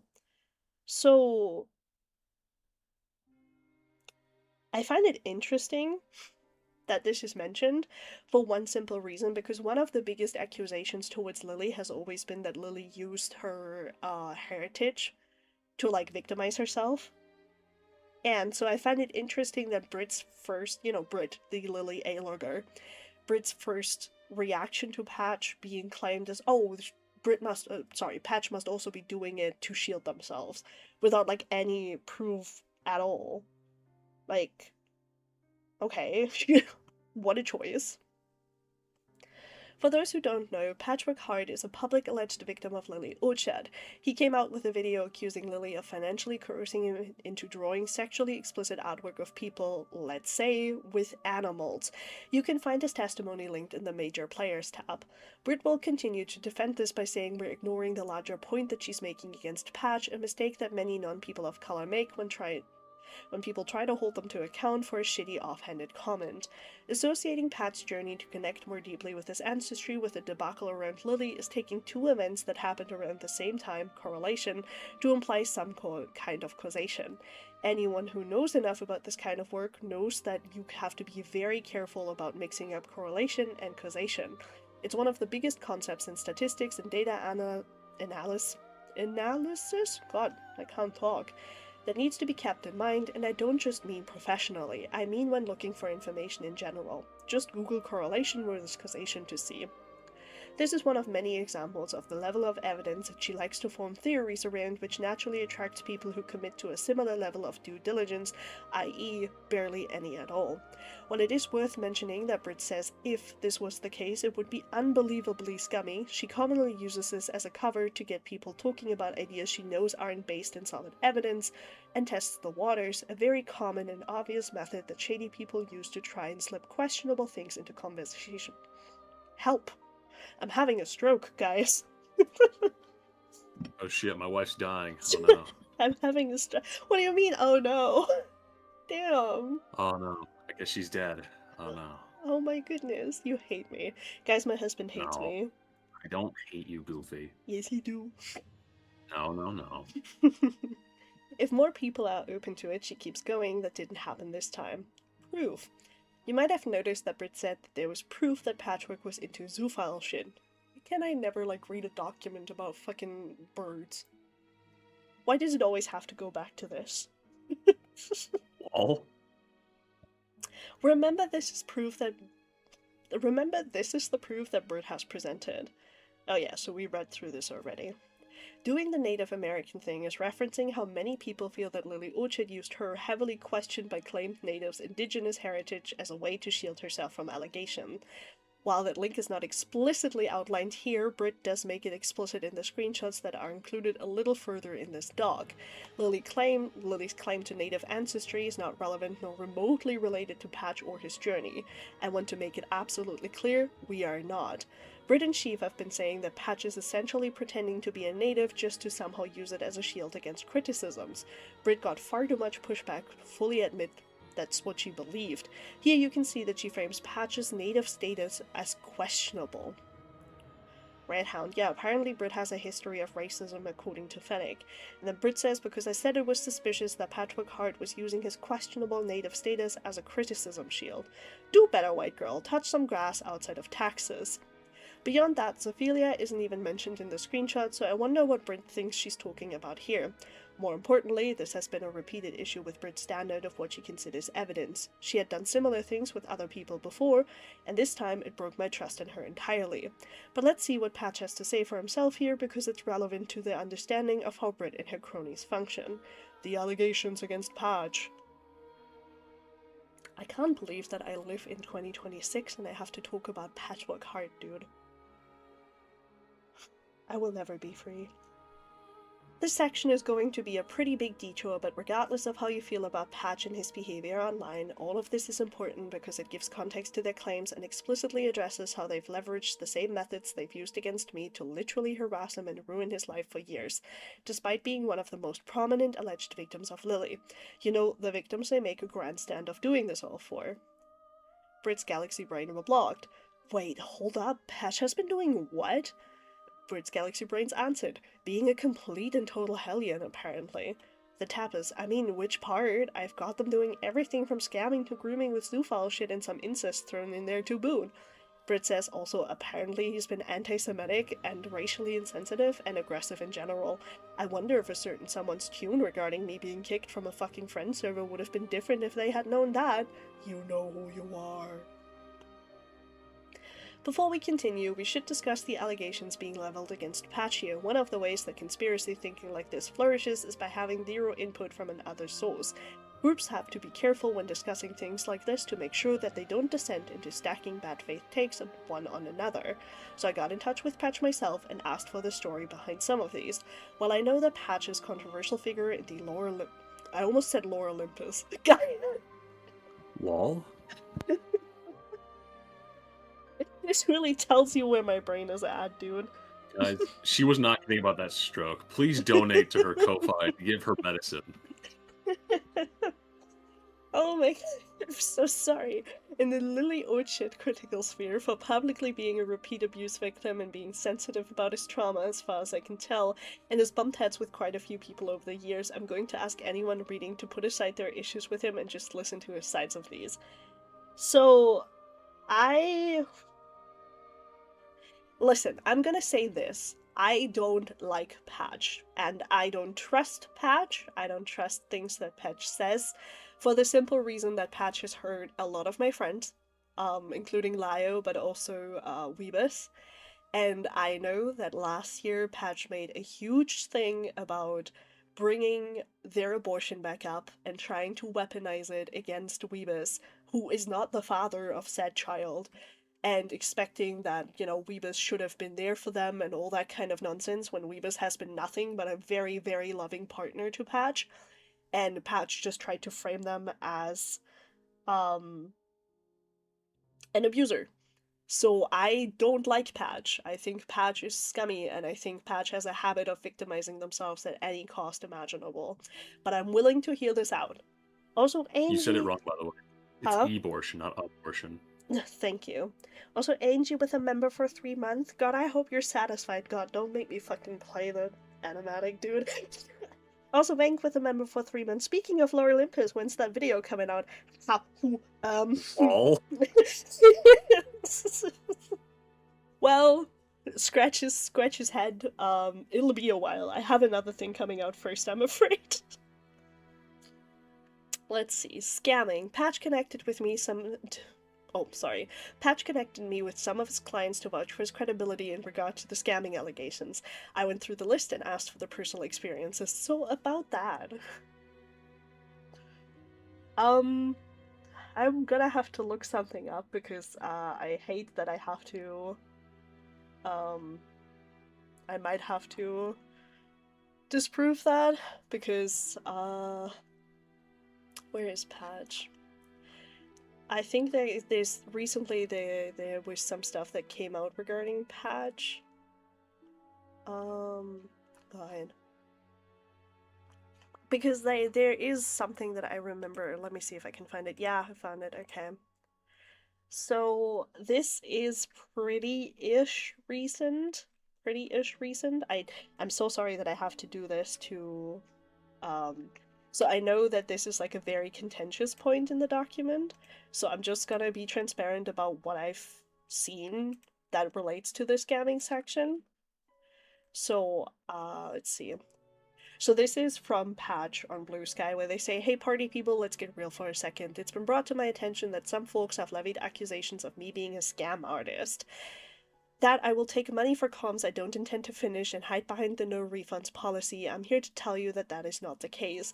I have multiple physical disabilities, mental illness, and real-life struggles like poverty, conflicts, and death. And because of that..." Let's see, is the other one better? Oh, okay. No, it isn't. Oh, I can just scroll down like an idiot. "And because of that, sometimes projects can get delayed months or even years. Hell, sometimes I'll lose paperwork or lose track of which comms I still need to do. I'm working on ways to prevent this in the future, limiting the numbers of slots I have open for commissions and working on comms and calls so my friends can keep me accountable, and using my Ko-fi's commission system so I can keep a proper roster of my queue. All I ask is that my clients communicate with me and have patience. I promise I'm just a bit scatterbrained." Oh, this is in the doc, lol. Oops.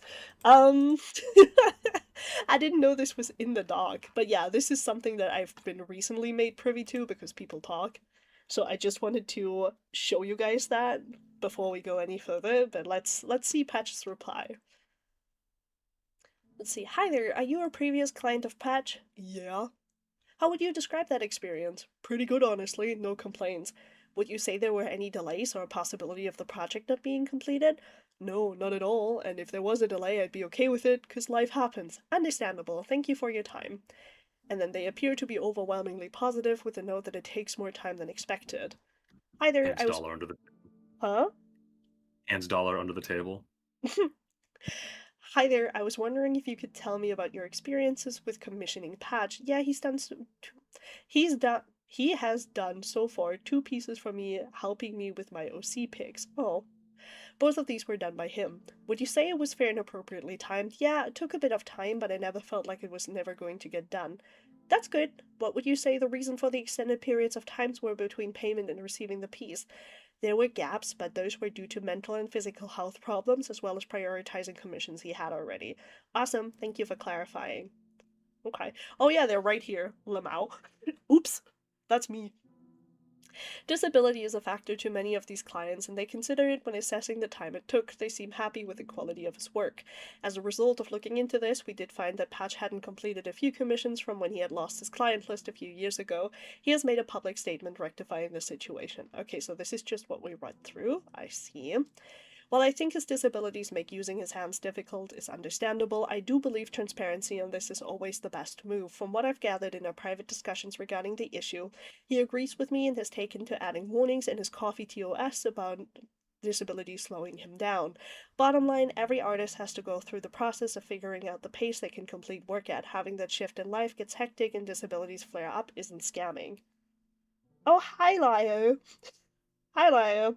We're currently at the section of the doc about Patchwork Heart. Good to see you, by the way. Hello. Somebody already requested that you show up to talk about it, lol.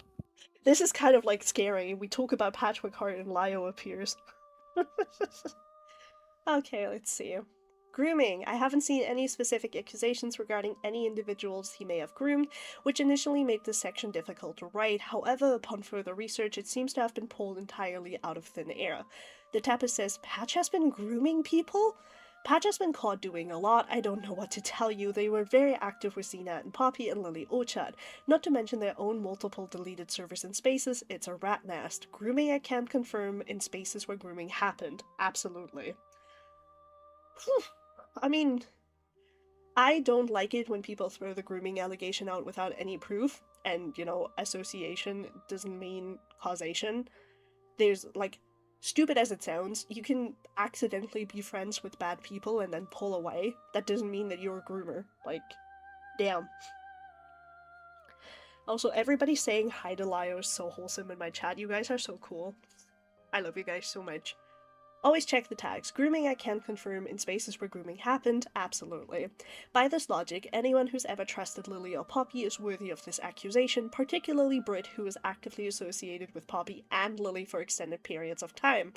This is so intellectually dishonest that even one of the parody blogs began discussing it. Oh, this is the parody blogs from fucking Psy. Okay, Sheaf backtracking on the accusations of grooming against Patch is interesting. Months ago, he was calling Patch a scam artist who foul groomer. Those are words that aren't in the Bible. But now it's he was hanging out with groomers. You mean the groomers that financially and emotionally abused him, love-bombed him, and made him codependent on them? Can't keep your life straight, Sheaf? No wonder he's buddy-buddy with Britt. I'm gonna be real, Sheaf is boring and also a dumbass, swallowed up by a circle jerk, so I don't follow them, but it'd be better to show this with screens to rub the blatant hypocrisy in their faces.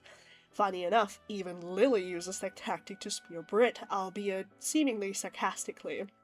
The biggest proof that Patricia Taxon wasn't a pedophile is that if she was, Britt's galaxy brain would have been friends with her. Brittany Johnson loves pedophiles. She hangs around them all the time. FNGR, Vida, Courtney, Pete, Blake Diamond, she was buddy-buddy with all of them, and resisted any attempt to uncover their violence against children. Would Brittany harass an actual pedophile? Those are her best friends. Ugh. Brother, ugh.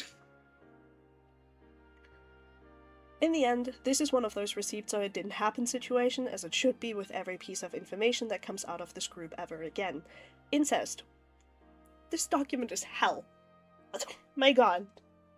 We're hitting every fucking, like, bingo card on, like, accusations. It's all the buzzwords. Weaponized trauma. This one is rough. CV Light mentions that this happened, no explicit details. Patch has relayed to me and given me permission to share that he was a victim of incestual CSCA. Patch says, I still don't know where the fuck that came from. I was sexually assaulted by an older cousin when I was a child, but that isn't public knowledge. I only told my partners and a few select trusted friends. The only reasons I could think the allegations would exist are jokes I made about Oren High School host club or the fact that Lily and I used to be friends. I don't endorse incest. I think it's both irresponsible and ethically vile. Calling incest irresponsible is a choice?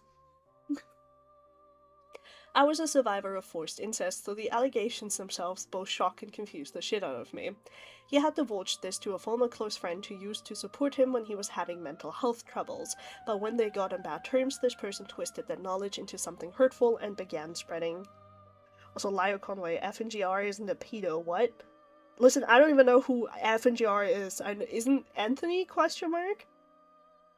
Good question. Next question. But no, that's Anthony Vidia. Oh. Okay. Well, I don't know who that is. But when they got on bad terms, this person twisted that knowledge into something hurtful and began spreading rumors. This weaponized version of events has made its way to Britt and Tapish/Sheev, and they continue to levy this as an accusation of some kind. Interestingly enough, I've experienced something similar from these people too. Cy Scribbles, oh my god. I cannot be free from this woman. Roll credits. Cy Scribbles is a YouTube art commentary streamer who Sheev is a moderator for. Britt would consistently use it as a space to speculate wildly about my personal life and sexual interests. This ended up turning into an echo chamber where Britt, Nicole, Sheev, and their other friends would reinforce each other's bad faith paranoia about me and other server members would get pulled into it. This screenshot is from another member of the server. Just a warning, Fennec, the guy who wrote the Courtney doc, is sliding up to hidden space heroin for probably another vid. Fennec is on record of being pro-pedophile, aka pro-Zew/pedo/necro, and has talked about wanting to fuck his brother. Flashbang? Flashbang?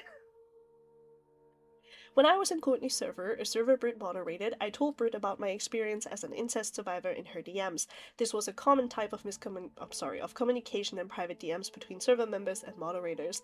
I told her my brother and I were abused by the same person, and that person went on to tell me I was a danger to my siblings due to being bisexual.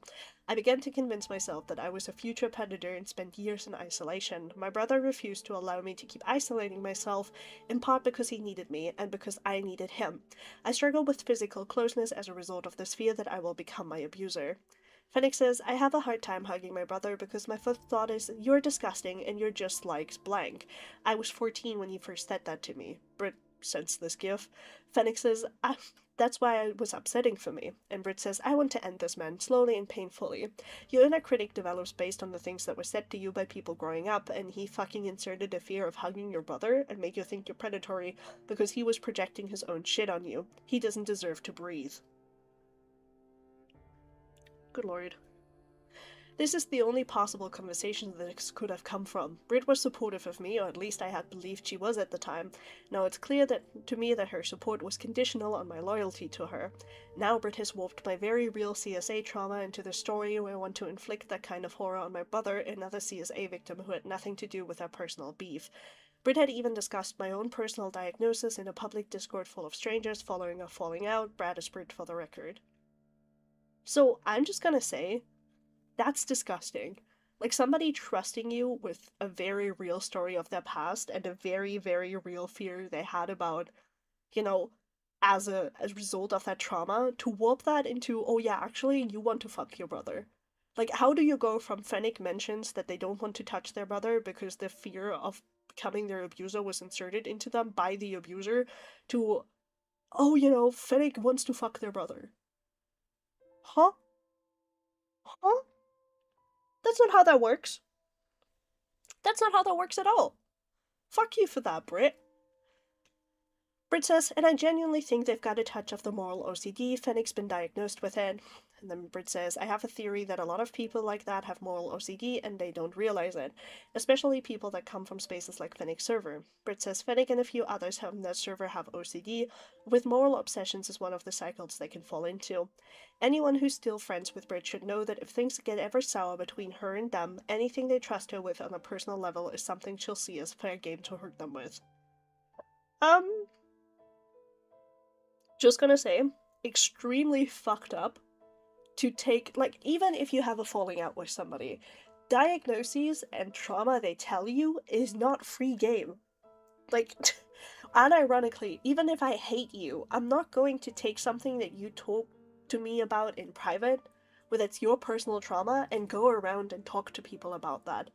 Even if you are the worst person imaginable, because you just don't do that. The fact that Brit is happily doing it and repeatedly doing it and then warping somebody's very real trauma and trauma response into an accusation of being a predator is... that's really fucked up. And ironic, like, not even in the funny sense, it's just terrible. And this is somebody that you're supposed to look up to when it comes to the Lily Orchid stuff. Like, screw you, Brit. Unironically, screw you, dude. Zoophilia. One of the things Brit and Tepes have stated that they believe Patch is a zoophile. This is likely due to the allegations that Patch put forward regarding being financially abused by Lily Orchid and coerced into drawing zoophilic artwork. I will not show it here, but I will link the original doc with the evidence here. I'm not gonna show you guys that. I can't, unironically. I know it's censored, but I don't want to put you guys through that, so... We're trying to lower the amount of traumatized people in the world by one. By one at a time, dude. Let's see. Actually, yeah, you know what, Ember? We're gonna have a short break.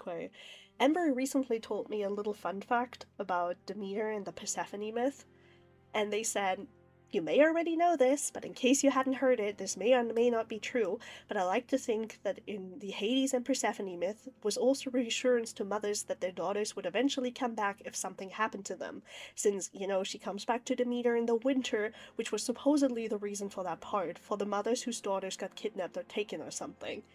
And that's actually really cute. It's actually really cute, and I like that thought a lot. So enjoy that very brief respite before we go back to this. I'm gonna refrain from my actually. Shut up. See you. If there is some other allegation attached to this, it's unknown. They have not clarified the full extent of what they are accusing Patch of or why. First of all, time for a sippy.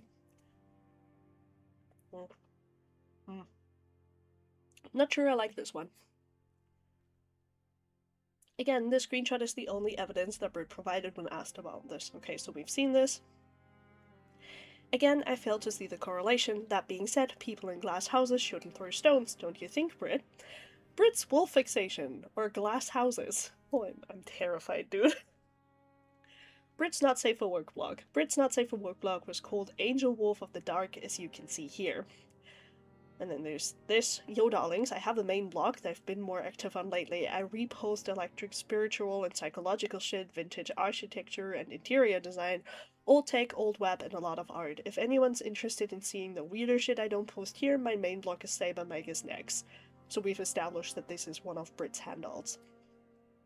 Yes, that's a real photo of her as a profile picture for a Not Safe for Work blog for some reason. That's the last place I would put a photo of myself. Yes, Heikel, the incest is over. Come back. We're now at zoophilia and wolf fuckery. Enjoy. Here's a post from it. Awesome. This isn't a furry, this isn't cartoonified, anthropomized version of a wolf, that's just a fucking wolf. There's another one. It's not getting better. Okay, never mind. That is just a fucking wolf. I hate these people. Unfortunately, she seems so intent of aggressively throwing potentially life-ruining allegations against the victim of the figure she centered her life around attacking. This is to expose the hypocrisy of her aggressive attacks against others. It feels necessary to show that she's a fucking hypocrite and needs to stop trying to cover for herself like this. Brit makes it a point to intensely campaign against paraphiles, indulging in taboo and fictional materials, explicitly including zoophilia, but it's pretty clear that this is one of those situations like Firebrand anti-gay politician being caught screwing twink interns in an empty conference room. It's overcompensation to cover for her own interests, and I'm assuming in the hopes that nobody who cares will look at a Not Safe for Work blog. This... Why? Why? Why? Brit's wolf dildo. Chat, I need an adult. Help. If we're going by Brit standards, and someone is a zoophile because of the art they were most likely groomed and coerced into drawing, I wonder what it means if someone wants to see what a redacted feels like in real life. She made this post on my server full of people in their late teens and early 20s, yes, the one I made to give former members of Courtney's first server a place to go after she rage deleted the safe space she made for CSA survivors, and people fleeing Lily's fandom, including minors. Britt says, I found one I really wanted on a site called Juliet and Martin's. Trigger warning, fantasy toys. Juliet toys products, no. Fantasy wolf, fantasy dildo, wolf dildo, not dildo.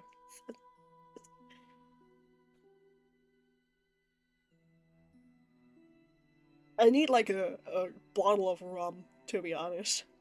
Now, to be fair, this was in the age-gated not safe for work section of the server, but why were we in the group that she wanted to share this with? Even if there were no minors, why was Brit sharing the fact that she really wanted to see what a knotted wolf dick dildo felt like? Normally, this wouldn't even be something I'm worried about. After all, Bad Dragon is an extremely popular sex toy brand that specializes in different dildo shapes, including many animal-based ones for weird furry shit. It's easy to dismiss it as just fantasy and wanting to try new things. Is this relevant enough to be appropriate to share? Well, it will be more in a bit, but it's worth bringing up here because Brit has recklessly thrown around potentially life-ruining accusations about multiple people with zero evidence, just her own conspiracy-brained armchair pet hunter logic. And to be absolutely clear, hiccup. Less. I don't think her wanting a weird dildo is proof of her wanting to actually have sex with animals. I just don't like abusive hypocrites. So, I'm gonna say this. If you specifically buy dildos that are made after animal genitalia, yeah, no. No. There's something wrong with you. Yeah, like, unironically, like, no. Shaking my head at you right now. Nobody who looks at a dog dick is like, oh, I want to try that. Victim blaming Patch, Xena, and Poppy. One of the last things about Patch before we move on is this is the same group that has attacked Patch every chance they get, even going as far as to speak on other non-Lily situations. Here's how the Tapest Chief tried to flip a situation where Patch was a victim to make him liable somehow. Note that the Poppy and Xena block shown below is a block dedicated to calling out Poppy and Xena. Xena and Poppy is the actual account of Xena and Poppy. The Tapest.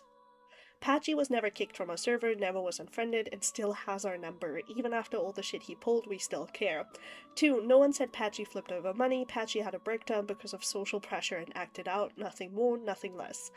And then the Poppy and Xena block says, well, actually, no, Anonymous says, watching people turn on Patch now that he's not drinking the Kool-Aid is pretty sad. We've got accusations of rape apologia, abuse apologia, Poppy insisting, but I showed you the receipts, and now they're trying to spin it as, oh, Patch flipped because someone donated money to him. This is what conditional love gets you. This is also what it means to be Poppy's child. You're amazing and she loves you so, so much, but oh dear, you said the wrong thing, time to throw you out because you're having reservations. People called Patch your son, your nephew, and you said that he was family, and yet we already know how they treat family, don't we? And then the account replies it was $25. I don't know about you, but a crisp $20 bill sure is a way to sway me and completely change my opinion on my totally moral mother figure and the entire community she fostered full of totally moral friends. Heavy sarcasm, obviously. And then Xena and Poppy say, I love how the Poppy and Xena block just makes shit up carte blanche. It definitely makes sense why they study at the GVS School of Internet Harassment. At least Courtney has the good graces to put her fucking back into making shit up. Patch never said shit to Poppy and Xena about their abuse, never confronted them, period.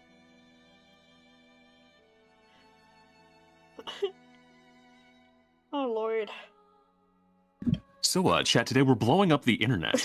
Yeah, no. This is factually untrue, but that's what happens when you take a perpetrator's testimony at face value just because of some enemy of my enemy mindset.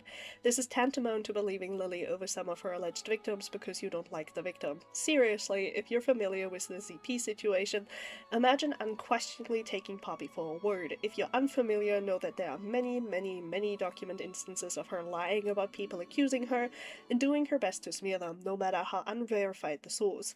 I know several former ZP community members that I was able to find the truth was the exact opposite. Patch did confront Poppy and Xena following his conversations with drama commentary stream Beckett. Beckett? Copenschneed. Copenschneed made it in here. and was promptly met with a collective effort to manipulate him into staying. Another former community member, Dusk, aka Nightwild, offered to speak on the matter. So Dusk is also somebody I talked about in my video, so I'm willing to take their word here because they're very trustworthy. But yes, Becky mentioned.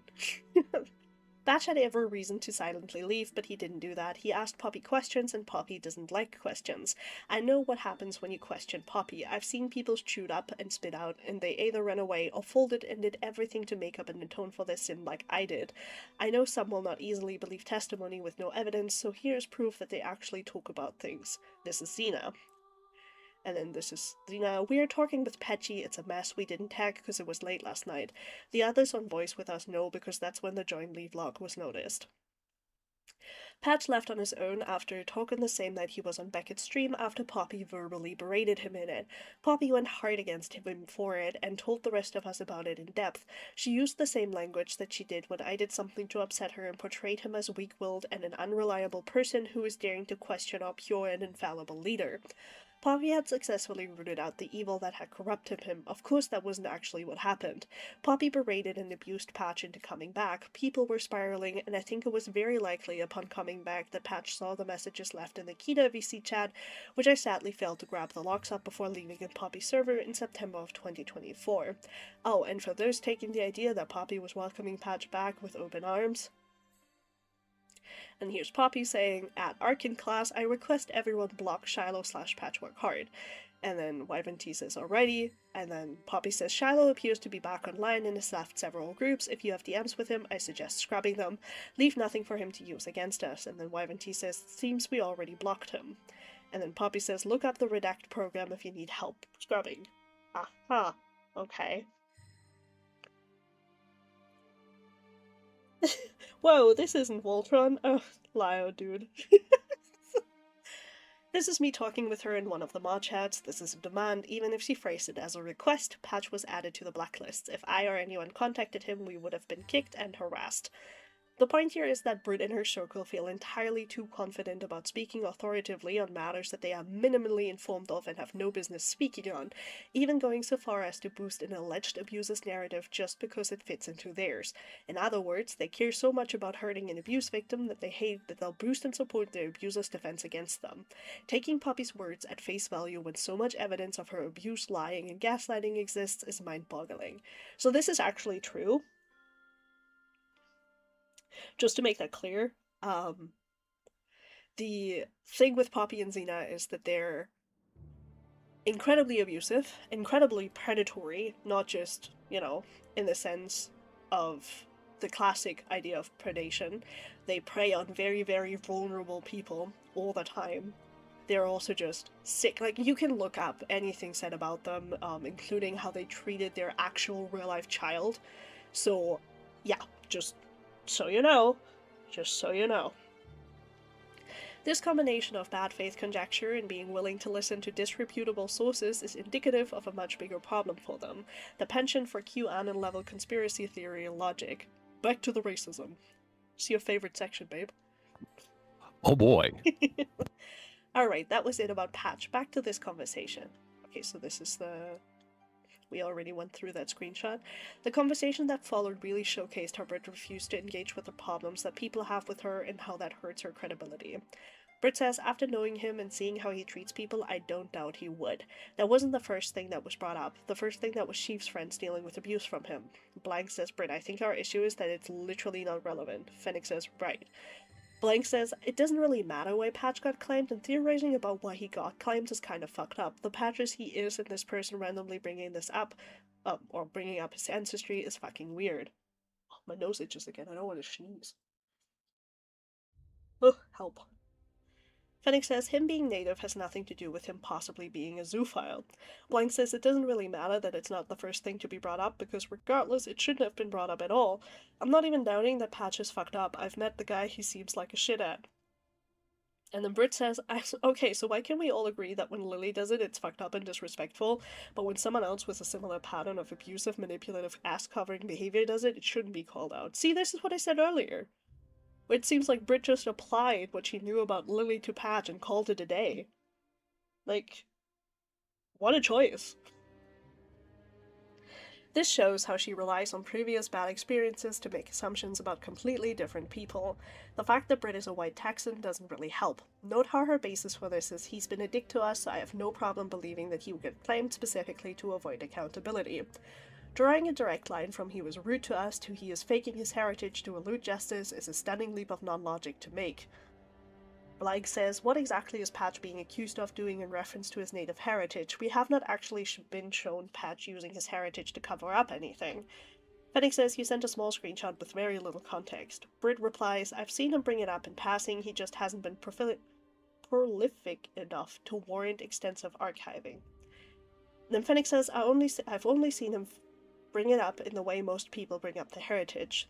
This next response from a Native American person is just really the direct condemnation of Britt's behavior. Not the full name, guys. We have the full name. Brittany, please do not tell me that you have not actually been shown any evidence of Patch using his native heritage to manipulate or otherwise exploitative ways, because from what you just said, it sounds like you are basing this off him just bringing up his heritage at all, and if that's the case, to answer your question, Lily bringing up her heritage to begin with is not actually something that I believe anyone in the server takes issue with. We say she's fucked up and disrespectful because she uses its heritage to engage in cultural appropriation and exploit movements like MMIY. At this point, I could tell it was upsetting to the indigenous American members of my server, and Britt clearly wasn't listening to what I thought was very clear feedback about what the problem was. I asked Britt to continue our discussion over DMs, hoping to help her understand why what she was saying was so upsetting. Continuing in DMs. Society. I'm editing this down for brevity, but if you look at the timestamps, you'll see that this argument lasted about an hour and a half. The conversation made people uncomfortable. Yeah, I bet. What was even the priority? Because it was racist? My dude, history of abuse and Zophelia. After most of the story, Aranta's testimony involves him claiming to be manipulated and coerced by Lily into participating in it, lying to everyone he comes across as to cover his own ass. Personally, I do not care if he is or isn't claimed or why he did it. I care about everything above. Okay, so this is just the same argument we had before, where it's all about, Britt bringing it up and then backpedaling and saying they don't care, but, it's being pointed out that it's weird that it was brought up because there's no proof for it. So, I'm just gonna scroll through this a little. Let's see. Okay, so she ends on saying he might be using it as a shield. I didn't think I need to specify that I don't think it'd be the only reason. Okay. She refused to take any accountability for how her comments had made the Native American members of the server feel, instead digging and doubling down on it being okay because it's directed at Patch. I tried very hard to stay civil and respectful in these messages. After everything had gone down with Courtney, she had been the safe person that a lot of us went to for what Courtney had promised. She was almost kind of a maternal figure to a lot of us, at least a big trusted sister or cool aunt, that we didn't have to be worried about being betrayed like we had been by Courtney. The implications she was throwing at me hurt a lot. There's a lot more to this argument, but it's the exact same exhausting back and forth for over half an hour. For over an hour and a half. Just imagine the same argument for hundreds of messages. Instead, I'll skip ahead to the end, where she finally realized and accepted why what she said was a problem and had upset people.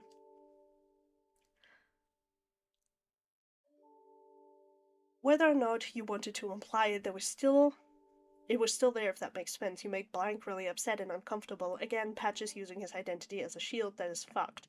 Where? According to Sheev, okay, if he only got claimed, so you see where people might have drawn that conclusion, right? Ah, there, yes. I shouldn't get into this shit while at work. I generally prefer not to get into this shit at all, lol. Okay, I'm taking the L. I misspoke and generally forgot I phrased it like that. Yeah, as long as you just apologize to everyone and explain where you screwed up, you should be fine. That's been the goal the entire time. Okay. Oh, my nose itch. I'm just gonna... time for another sippy. So the sippy of today is like fucking Rockstar. They came out with a blueberry mint energy drink and it deadass tastes like blueberry and nothing more. I'm really disappointed. I thought you said you didn't like bubbles. Hmm? I thought you said you didn't like bubbles. Mm-hmm. But they had no other energy drinks. Oh no. Mm-hmm. So I had to give in.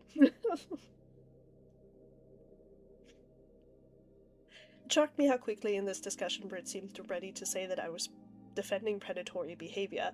Her apology was so lukewarm and non-committal that nobody in the server even reacted or responded to it. Okay, yeah, I'm definitely making a statement this weekend. This is getting way out of hand. On that note, I'm sorry for what I said yesterday. I don't actually stand by it. I horribly misspoke, and I shouldn't get into conversations like that when my attention is divided. It was messed up. The people I spoke to about later found her defense of misspeaking unsatisfactory, given this recent post of Brit where she is intentionally vague about the identity of the native person she's fake claiming. It's very obviously Patch. It looks like she wasn't very sorry. Oops. From the post. Making bullshit accusations against me in public is where I end up having to respond. First off, in case it was even needed to be said, I'm not racist against natives. I know exactly where you got that idea, though, considering you seem to be friendly with that lying little prick that also tried to blame me for shit he insisted on doing. The context he's leaving out is that the fact that the conversation involved an individual that had been caught numerous times outright lying about being native to deflect from the racism and harassment said individuals had been spreading through multiple communities. Or this message from Cy's server in case it wasn't immediately obvious how fake that apology was. Rat Hound. Yeah, apparently Brit has a... Okay, we already saw this. Just gonna... Sorry. Questionable native have state. Huh? Right. No, you go, you go. I was gonna say, I was looking in chat. I agree a little bit with Hayekal, where I think that we probably could have talked a little bit less about the racism, more about the, what was it? Something about a child? Yeah. A mature child. Yeah. I mean, again, like, I get why it's being brought up, because it matters somewhat to, like, set up the story. Because right. I think this is structured not in the sense of, like, the most horrific thing at first and then the rest. I think this is, like, a timeline thing. And I think that's why we're having it in this order, but yes, I agree that maybe it would have been smarter to switch it around and have the bad things first. But yeah, like not putting you down, not to putting you down, Fennec, but I agree with Hayekal. Yeah, but we're getting through it, so let's see. Unfortunately, because I cared about Brit and wanted to help her learn from her mistakes, I didn't realize that I was making the server deal with Brit's ignorance and bigotry to the point where they felt like they couldn't talk to me about it. I regret this deeply and have worked to make sure it doesn't happen again. My nose. Help. Okay. So, the breaking point. This was also not the only instance of her making POC uncomfortable in my server, just the most significant. This is a screenshot of a proverbial straw that broke the camel's back when a black 17-year-old trans girl named Easy decided she had enough. Brit had shown little regard for staying in her lane on racial topics and continued to speak over the experiences of people in demographics she wasn't part of. The way that Brit and Nicole handled this argument ultimately resulted in me finally banning them from my server. Brit says, I don't get involved in POC discussions because I know that's not my lane. And then somebody replies, you literally do. Bro is just lying now. Brit says, fucking where? And then this person goes, girlie is so mad on your Tumblr in here, Snow Bunny. Society. I hate these people. My goodness. This led to her assuming that anonymous harassment she received on Tumblr was Easy, which she escalated into harassment of Easy. This is something I'll get more into the Britpod 3 section. If you want additional context for this specific argument, I've provided it in the side tab Brit versus Easy, but the focus on this is what people said afterwards. Once I banned Brit, many more people came forward about how she'd been making them feel. They expressed that they had been hesitant to bring it up before because of how close I'd gotten to her. Only one person felt comfortable in coming to me prior. Hey, can we talk? What you need? I don't know how else to describe this, but has been Brit, like, spoken to about some of their weird comments about people of color? Fennec says yes in the past. Okay, I was just wondering. Thanks. Is something else going on? It's just that Brit made some weird comments in the past, and I don't know, it always bothered me how she went about apologizing for it, but she's fine. I was just wondering, not trying to start something, my bad. Fennec says, no, you're fine. I try to be proactive about that stuff before y'all need to come to me, but if some things do slip through the cracks, unfortunately. I just wanted to make sure it wasn't something recent that I needed to talk to her about. Yeah, I just don't want to get in trouble or anything, since I know you and her are close. Huh. The more I thought about this, the more I thought out to hear people about anything they'd been hesitant to tell me before. It was a big learning moment for me, but mostly illuminated just how uncomfortable Brit and Nicole had made the POC members of my server feel. Let's move on to the last major incident that involves me, the reactions to my first dog. The doc drop. Music is quiet. More music. Following the release of the doc, Nicole became public with the Foxhound blog. The blog immediately received a flurry of vitriol from her inbox, and it was all again blamed on Easy or possibly others. I'm sick of you racist white dykes, oh, slur. Sorry. Lol? I'm so sorry I didn't catch that. By the way, Apologies, dude. Yeah. this is just a pet peeve of mine. If someone's complaining about racism, and then they immediately jump to something white person, I immediately take you less seriously. Okay, let's see. KYS already.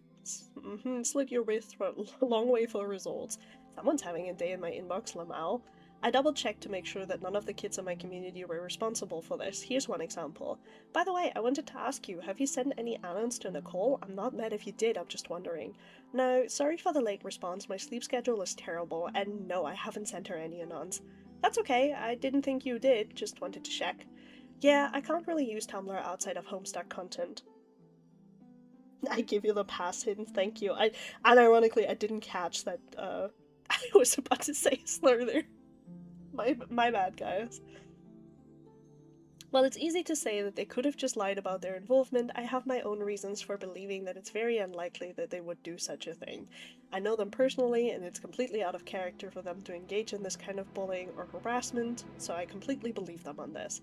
Some of the annons were nastier than others, this in particular was one of the worst ones she published.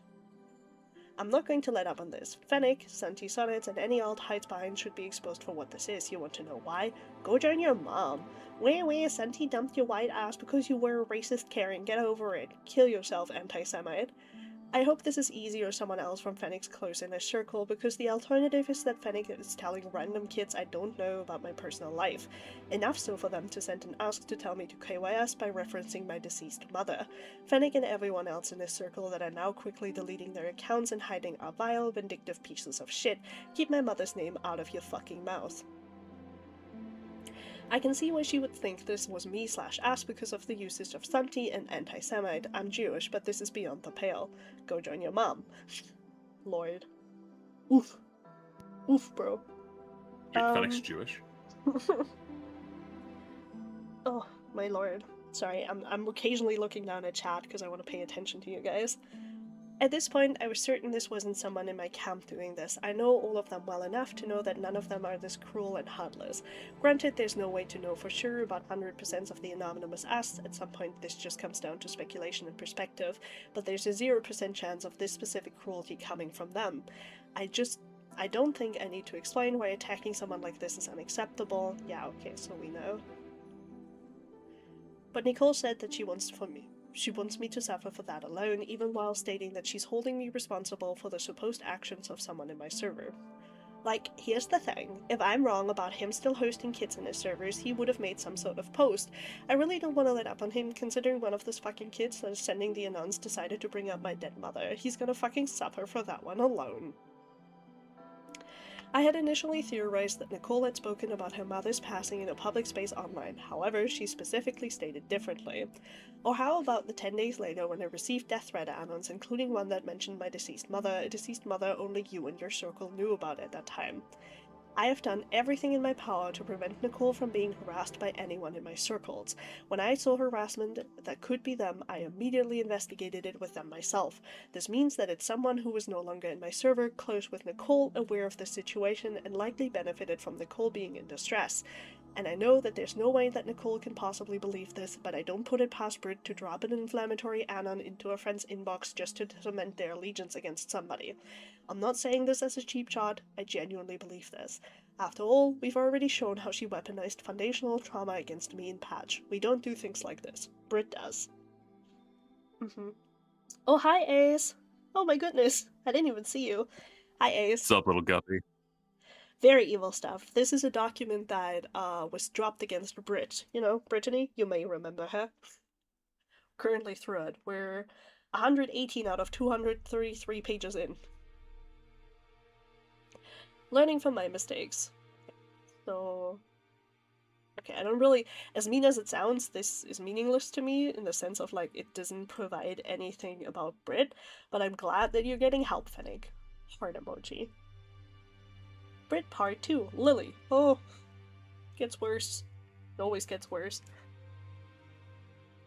Let's get a little deeper into why Brit's logic isn't to be trusted and why she shouldn't even be trusted as a source without explicit evidence proving her allegations. More importantly, let's get into why she's not a safe judge and what's appropriate for minors to be exposed to and involved in. But mostly, this section is about why she is and has always been the wrong person to lead the charge against Lily. I feel like the need to offer yet another content warning for the following: CSCM, child sexual abuse material, sexualizations of minors and animals, suicide, and rape. Cries and hands.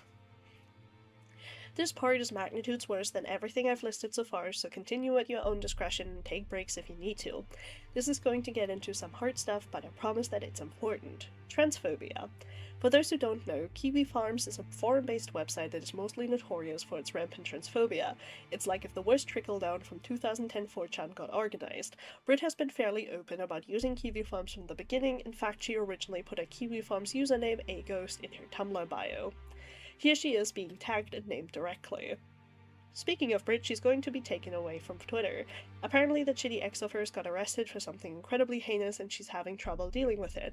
Hope you're doing it right, a ghost, take as much time as you need and collect yourself and everything. Empathy on Kiwi Farms? That's crazy. That's crazy. This was posted to the Lily thread in 2022.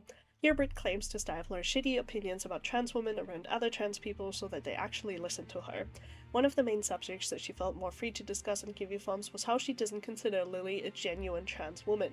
Here she explicitly categorizes it as another fetish and explains her reasoning behind it. I need a sip for this. Hold on, real quick while you're getting a sip. Mm-hmm. Sin, you're on such thin ice. Oh wait, you already were. Yeah, shut your bitch ass up. Be nice, Taze. What makes that conversation even harder is the fact that genuine trans women are often accused of the very things Lily has displayed. Lily's history is such a convoluted clusterfuck that explaining the context behind why she's questioned would take an entire video essay on its own, explaining to the most ideal way possible. That's why I don't misgender her. I want people to be open to be hearing. Okay, that's a lot of words to saying that you don't think Lily is a trans woman. That is like, listen, I'm not reading your entire essay just because you're trying to explain why you don't want to call Lily a woman. Shut up. It's also worth noting that her GI or GID as in gender identity disorder is a massively outdated term, as being transgender has not been considered a disorder itself since the introduction of the DSM-5 in 2013. It was replaced with gender dysphoria as a diagnosis to avoid treating trans identities as a mental illness. In America, mental health professionals don't consider dysphoria a requirement for someone to identify outside of their assigned gender. To some of you, this may seem like a relatively minor issue, but it's because many of Lily's alleged victims who are looking for a safe person are also trans. This says a lot about how she thinks about transness, especially when it comes to someone she doesn't like or see as valid. This is likely why she was so comfortable with Courtney's transphobia in their infamous first server. There it is again. Worst screenshot of my life. Your gnarled up, infected looking hole that wasn't supposed to be there. Thank you, Courtney. Appreciate you. Die. As long as it's aimed at a deserving target, right? Even if it's in a server where the target will never see it, but a bunch of young trans CSA victims will. This is the equivalent of seeing racism as okay as long as it's not against one of the good ones.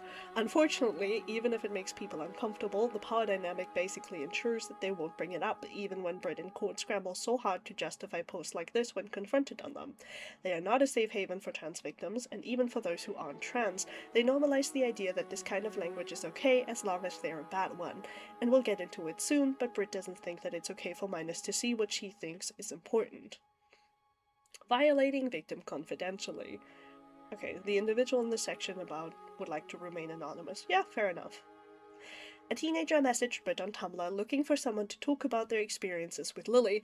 Lily didn't even wait until the conversation was over to post screenshots in my server. Girl.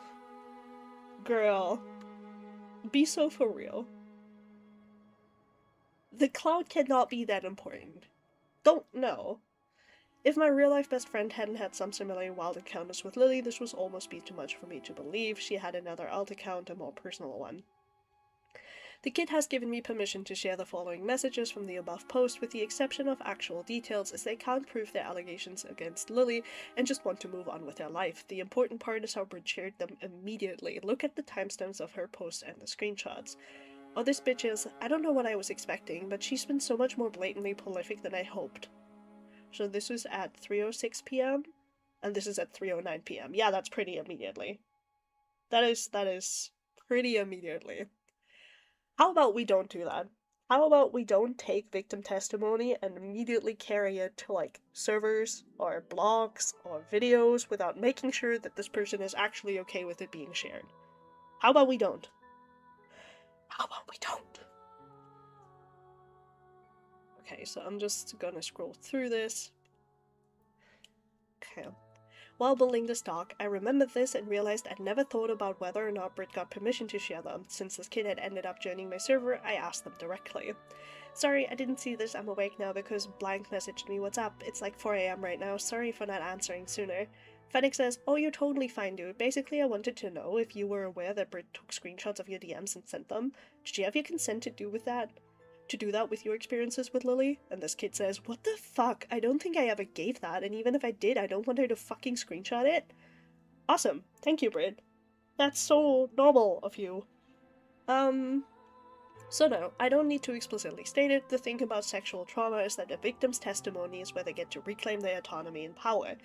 While the public discord around these things can easily veer into gossipy territory, if you're the person the testimony was provided to, you've been entrusted with something extremely sensitive and private.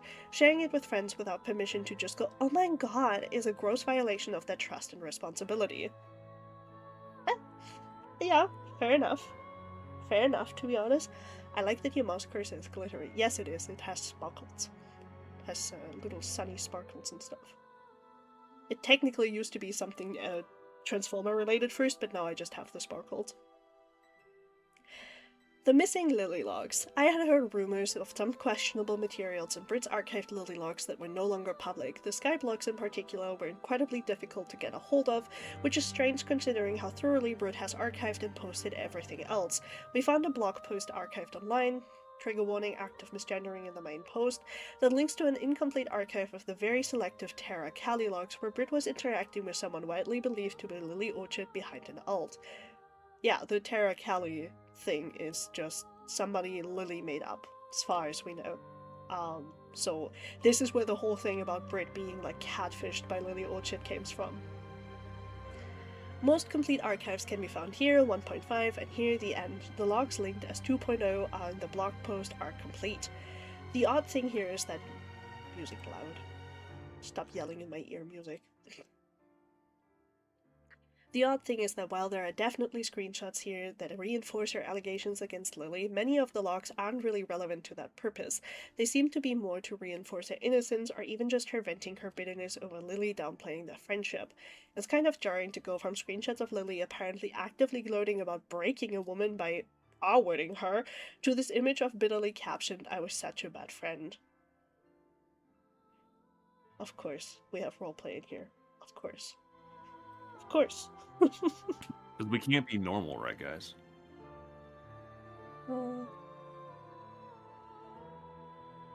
Okay, so they're just talking about trans people. To be fair, it made sense at the time. Also, Valkyr Studios, again, is kind of Lily's thing, so again, more proof that this is Lily.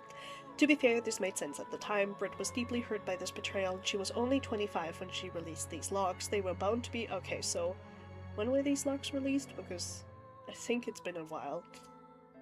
There were bound to be personal feelings mixed in, but how does this affect her credibility when it comes to things she supposedly wasn't actually okay with?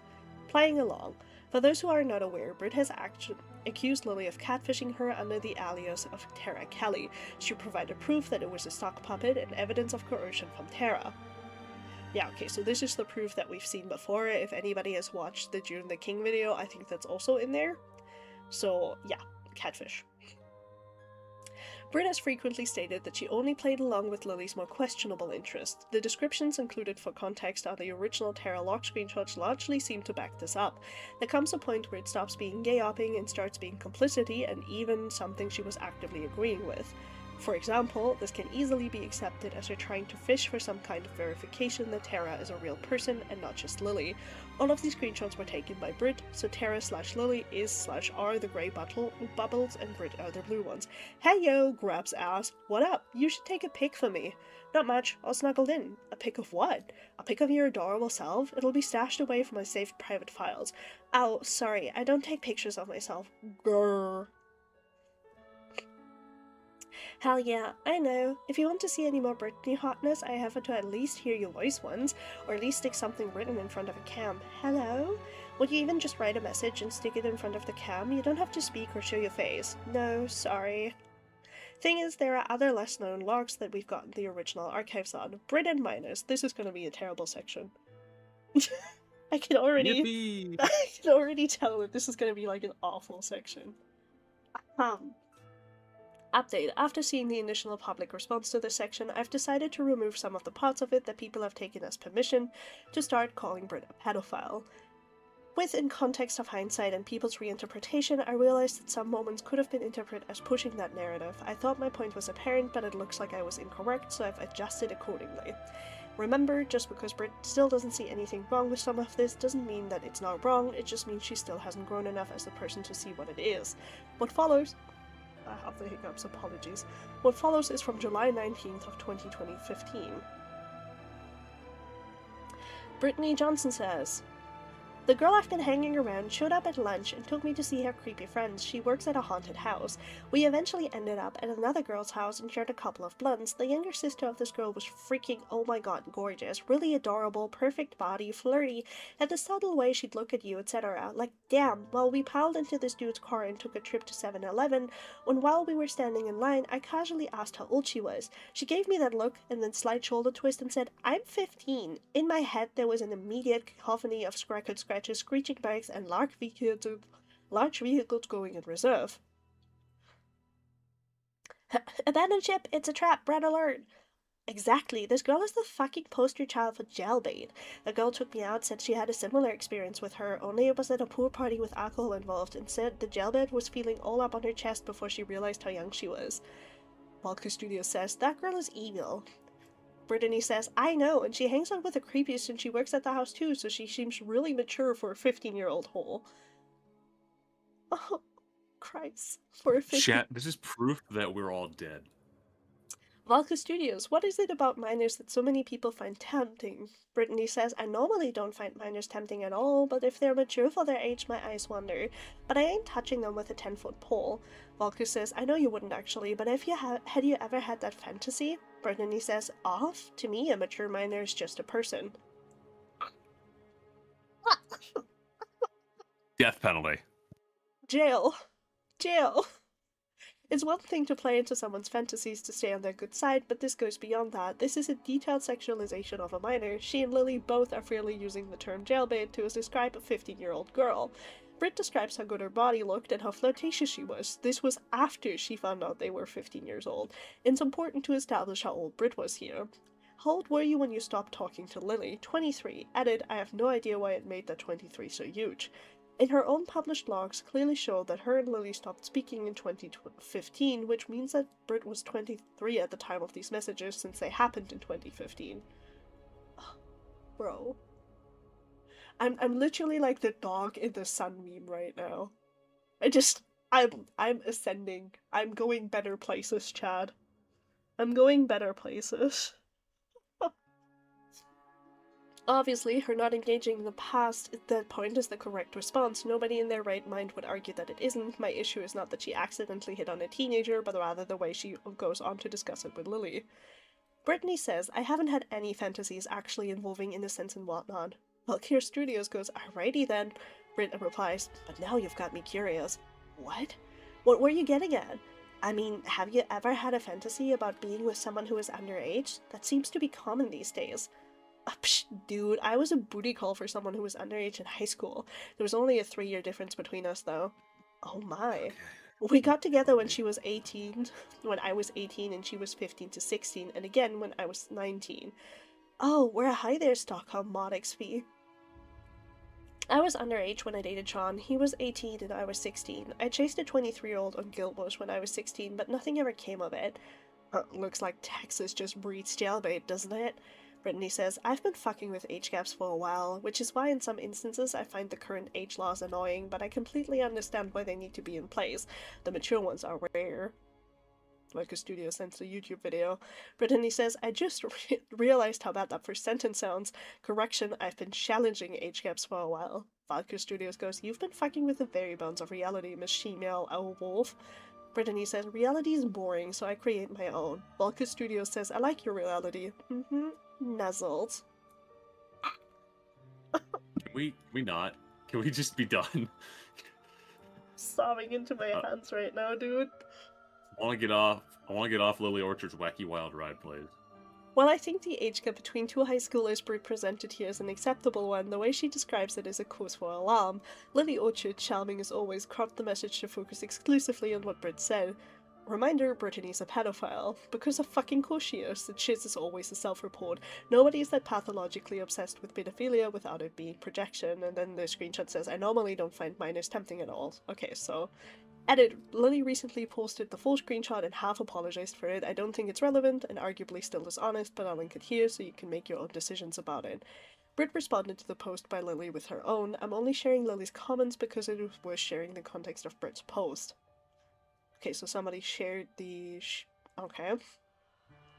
The first one was a conversation that's been ripped out of context. I don't expect Lily to remember. I had a coworker years ago that took me to meet her haunted house buddies. She was a scarer, and there was a 15-year-old on crew. Coworker warned me that the kid was troubled and would constantly flirt with the adults. Her older sister was also on the crew and didn't do much to stop it for some reason. I didn't know what she looked like. We hung out with the whole crew for a while, went to a Shell to get drinks, and someone starts getting really close and flirting with me. She was wearing a lot of makeup and I couldn't tell how old she was, but since the coworker had warned me, I immediately asked. Sure enough, it was the girl, and I stayed far the fuck away from her for the rest of the night. This doesn't address what she actually said. Correct. It doesn't. Lloyd. I am sobbing in my hands. Brittany, what is wrong with you? Why was Britt hanging out with people who were comfortable with letting a minor come to a party with young adults and alcohol? Why was Britt using jailbait as this girl's nickname? Why did she say she found the current age loss to be annoying? It also is important to reiterate that Britt believes that Patch is lying about being abused and manipulated by Lily into playing her more extreme sexual interest. Remember, my dude, history of abuse and zoophilia. So when Patch says that he was pushed into these things by Lily, she thinks he's lying, but when she uses it for the same reason as a blanket shield against things that she doesn't explain, it's valid. Girl. Girl. Now, putting aside the worrying notion that Britt couldn't recognize a girl as nearly a decade younger than her, the point here is the weirdness of the 23-year-old Britt perspective on the viability of minors for relationships with adults. It's how she views them as people versus adults. Odd, but with the additional context of the screenshots I have already provided, it takes on a more concerning implication. There is a clear line from this kind of thinking about the autonomy of minors to why she thinks it's okay to expose minors to extremely inappropriate topics. Yeah. Not my biggest issue with these, because clearly calling a 15-year-old jailbait and talking about a 15-year-old's body in extreme detail after you were made aware that this person was 15 is weird as shit. It just is. I know people have called, like, Britt a pedophile over this. I don't know if I want to. I'm just saying that it's weird that she's adultifying literal children this way. Not just in a sexual manner, but also saying, oh, a mature minor is just a person. No, that's a child. It's just a child. You might not want to say it, but I will. Britt, you're a pedophile. It's, yeah, I don't know. Listen, my problem with this, and like why I struggle saying it, is because clearly when Britt was looking at this person, she wasn't aware that this person was a minor. So, yeah, okay. It's just that everything after that makes me worry, because, again, if you accidentally hit on somebody and then find out, oh, that's a child, and you go, whoops, you know, accident, you know? Well, right, but then afterward, didn't they go like, wow? Yeah, they're so pretty. Age gap. Yeah, it's... buddy. I don't know, this is shit that groomers would say, and ironically, this is shit that groomers would say. Where groomers would be like, oh, you know, you're so mature for your age, you're so sexy for your age, you're so, you know, adult for your age. Like, I don't know, big ew. Like, again, no real evidence that the Brit is into children. I haven't heard anything about Brit being a groomer or anything. I don't know if this was repeated or if this was like a one thing time. So I don't know if she's grown away from this. I just think it's weird and it's worrisome and I don't like it. I don't like it at all. It's mm-mm. A mature minor is just a person. For almost the entire time her blog has been up, she has insisted that it's important for minors to continue to have access to her posts. Why don't you have a minors do not interact? Why do you allow minors to participate in this space at all? It's one thing to warn them, it's another to let them get involved. Chris Hansen wasn't letting real kids participate in To Catch a Predator, you shouldn't either. Britt says, are you serious? The whole point is to warn people who are vulnerable to her. Ironically, during the making of this document, her account was possibly marked as mature on Tumblr. So warning people about pedophiles openly posting their shit is enough to give your whole blog marked as mature, but actually posting pedophilia shit isn't. Oh fucking K. I don't know, like, this... This just shows that, like, she doesn't know how to be appropriate around kids at all. And this is why I think she shouldn't be the poster child for calling out Lily Orchard, because what do you mean? Like, this is your past actions. It's just, I don't fucking know. Like X said, it's this thing that sometimes happens where a minor just unironically looks like a 20-year-old, but I ain't about to give that here because we cannot know if that's the case here. Yeah, I don't know, like, again, it feels weird that Britt was warned that there was a child who was apparently flirting with adults, and at least did the responsible thing of going, hey, how old are you, and then disengaging when finding out they're a minor, but it's the way that she's talking about it afterwards. I wouldn't do that. I can say, oops, I accidentally flirted with a minor. Thank God I stepped away from that, and leave it at that. The description of, like, her body and the sexualization of her existence wasn't necessary, like, at all. In the slightest. No. Ironically, during the making of this document, yeah, okay, so that was that, somehow Britt still doesn't understand that the discussion of sexual abuse of children is a mature topic, or that there are ways to educate minors on safety without exposing them to harmful materials. Correct, you don't need to show a child porn to warn them about porn. It's that fucking simple, dude. It's that fucking simple. It's that easy. I should also mention that this was the same problem that several members of Courtney's first survey encountered when they expressed concerns about a 15-year-old having access to chat rooms that actively discussed subjects like rape, child predation, and bestiality. To preface, this is a call-out blog for Poppy and Xena. Yeah, so this I showed in my video as well, because this specific vlog was, well, had a fight because they expressed that it was weird for a 15-year-old to have access to a space in a server where, like, rape and sexual abuse and incest and everything was discussed, because it's just inappropriate to give children access to that. Which, yeah, they were just correct, but apparently Britt and Courtney didn't like that. Someone had even argued with Courtney about it at the time. I assumed this big overhaul had to do with getting good moderation. Like I said, you clearly do not want to be there. No love host, have a good... or moderate your server with members that include abuse victims and minors, and don't threaten to dox people. It's not lost on me that you failed to answer the why do your 18+ servers go by the honor system question got dodged. Because the 18+ server was fucking stone as shit until Poppy came in and wanted to post lewds and nudes, in a server with abuse victims and minors, so when Poppy went, so did the fucking lewds and porn. It was there for at least a week after she left. It was there when I left. So this is just true. There's a lot of sections in the server, in the 18+ sections, that are explicitly sexual, including the image Courtney posted. So, all of this, kind of not true. Kind of not true at all.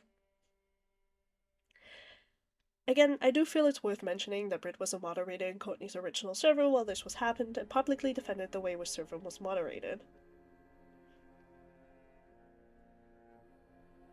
Oh, KP mention. Looking at the camera as we speak.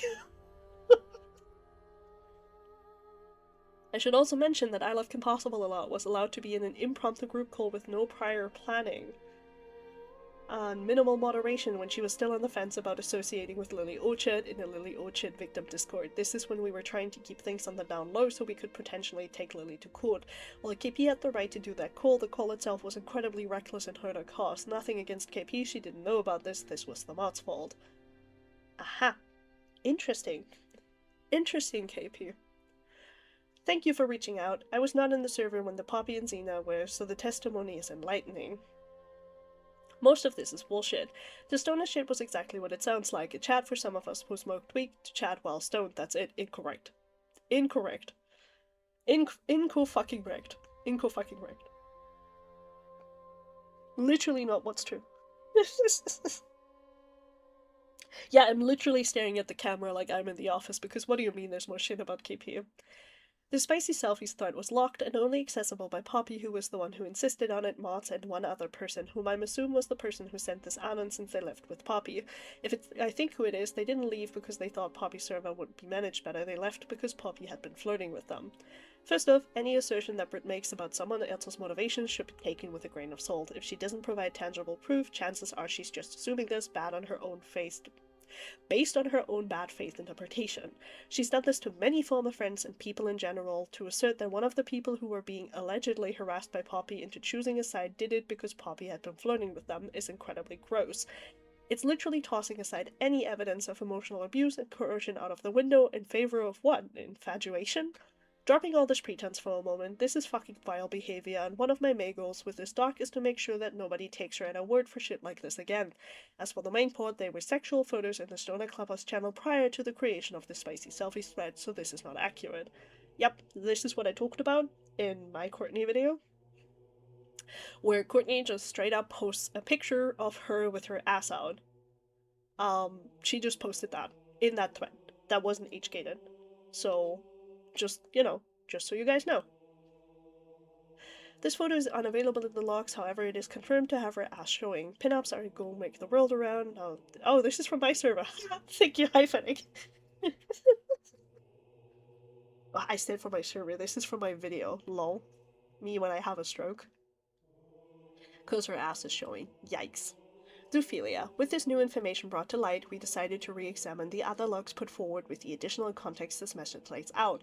We began with the Terra logs. We started grouping the messages by subject and found that several of the screenshots may have been from one conversation separated in the archive by Brit.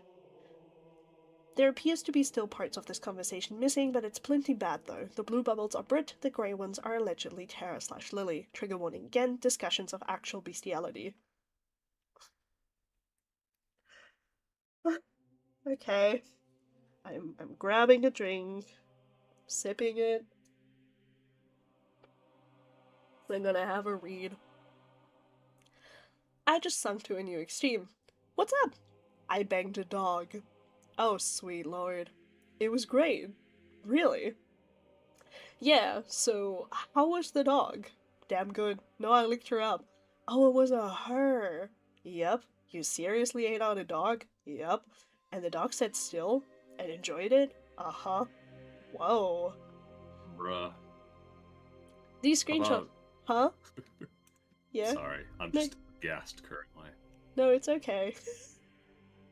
I saw the first parts of it and was like, this is not gonna be fun. Oh boy. The screenshots are partial due to Brit's own cropping. While she tried to pass off her edits as sparing as boring and irrelevant conversations, I don't see how the rest of this conversation could possibly be irrelevant.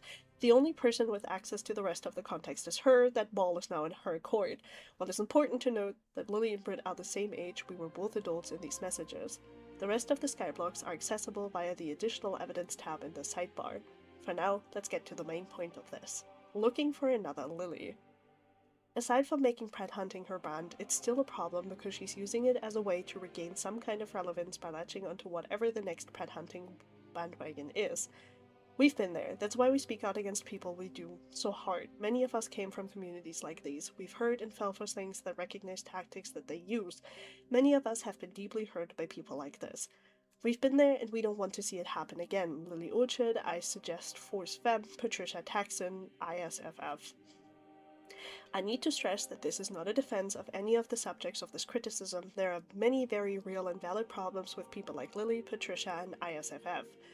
The issue is that Brit's approach to these kinds of investigations and campaigns come from the wrong kinds of motivations that use the wrong methods and are ultimately deeply and actively harmful to the credibility and efficacy. I am in hell, dude. I am in hell, my dude. How do you think I feel about that? The initial information drops that she and Courtney were made extremely important and significant blows to Lily's popularity and influence. Problems that they both attempted to write these moments into long-term relevance and validation from Courtney's DMs for me.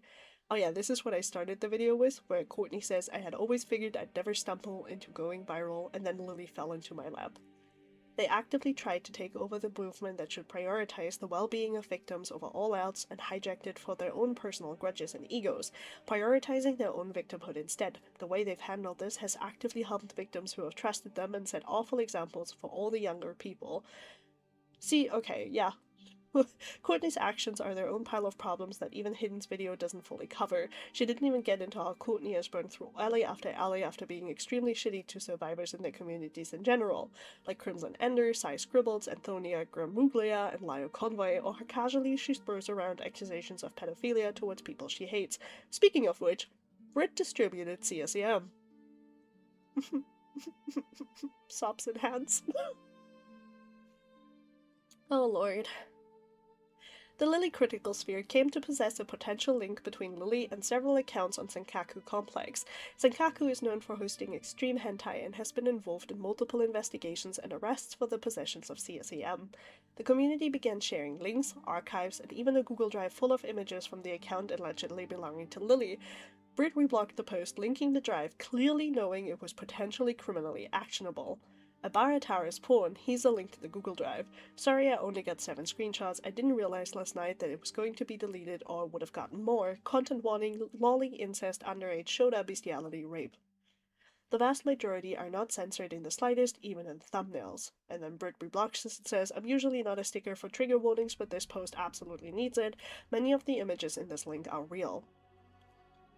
Here's a post where Brit archived the Senkaku account and reposted it. I don't even know anymore. Trigger warning, not safe for live content. It's another Senkaku account. Alitin Essentia, and yeah. Okay, so Essentia is one of the characters in Lily's fanfiction. I'm assuming that's how we linked it to Lily. So, yay.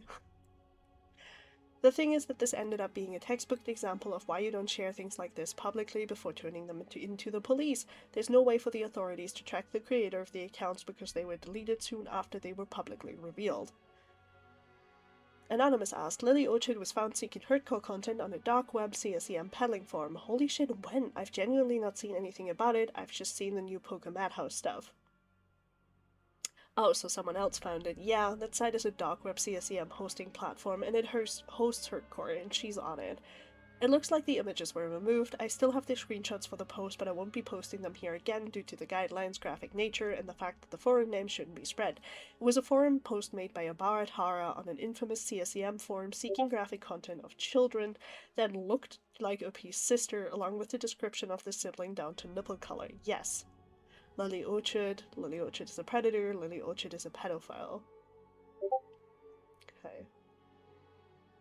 Trigger warning, not safe for work, not safe for life, trigger warning CSA, Lily Orchard, Lily Pede. Trigger warning CP.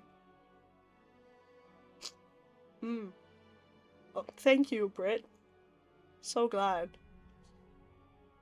So glad that you trigger warning. Trigger warning. All right, I think I'm gonna dip for now, but have fun with the rest of your stream.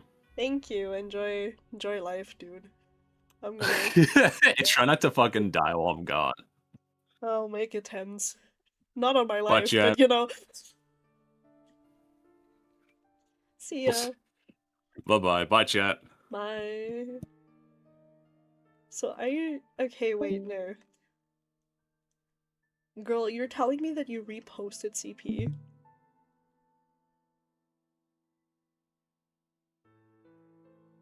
Brit, you dumb fucking broad. I can't fucking believe you.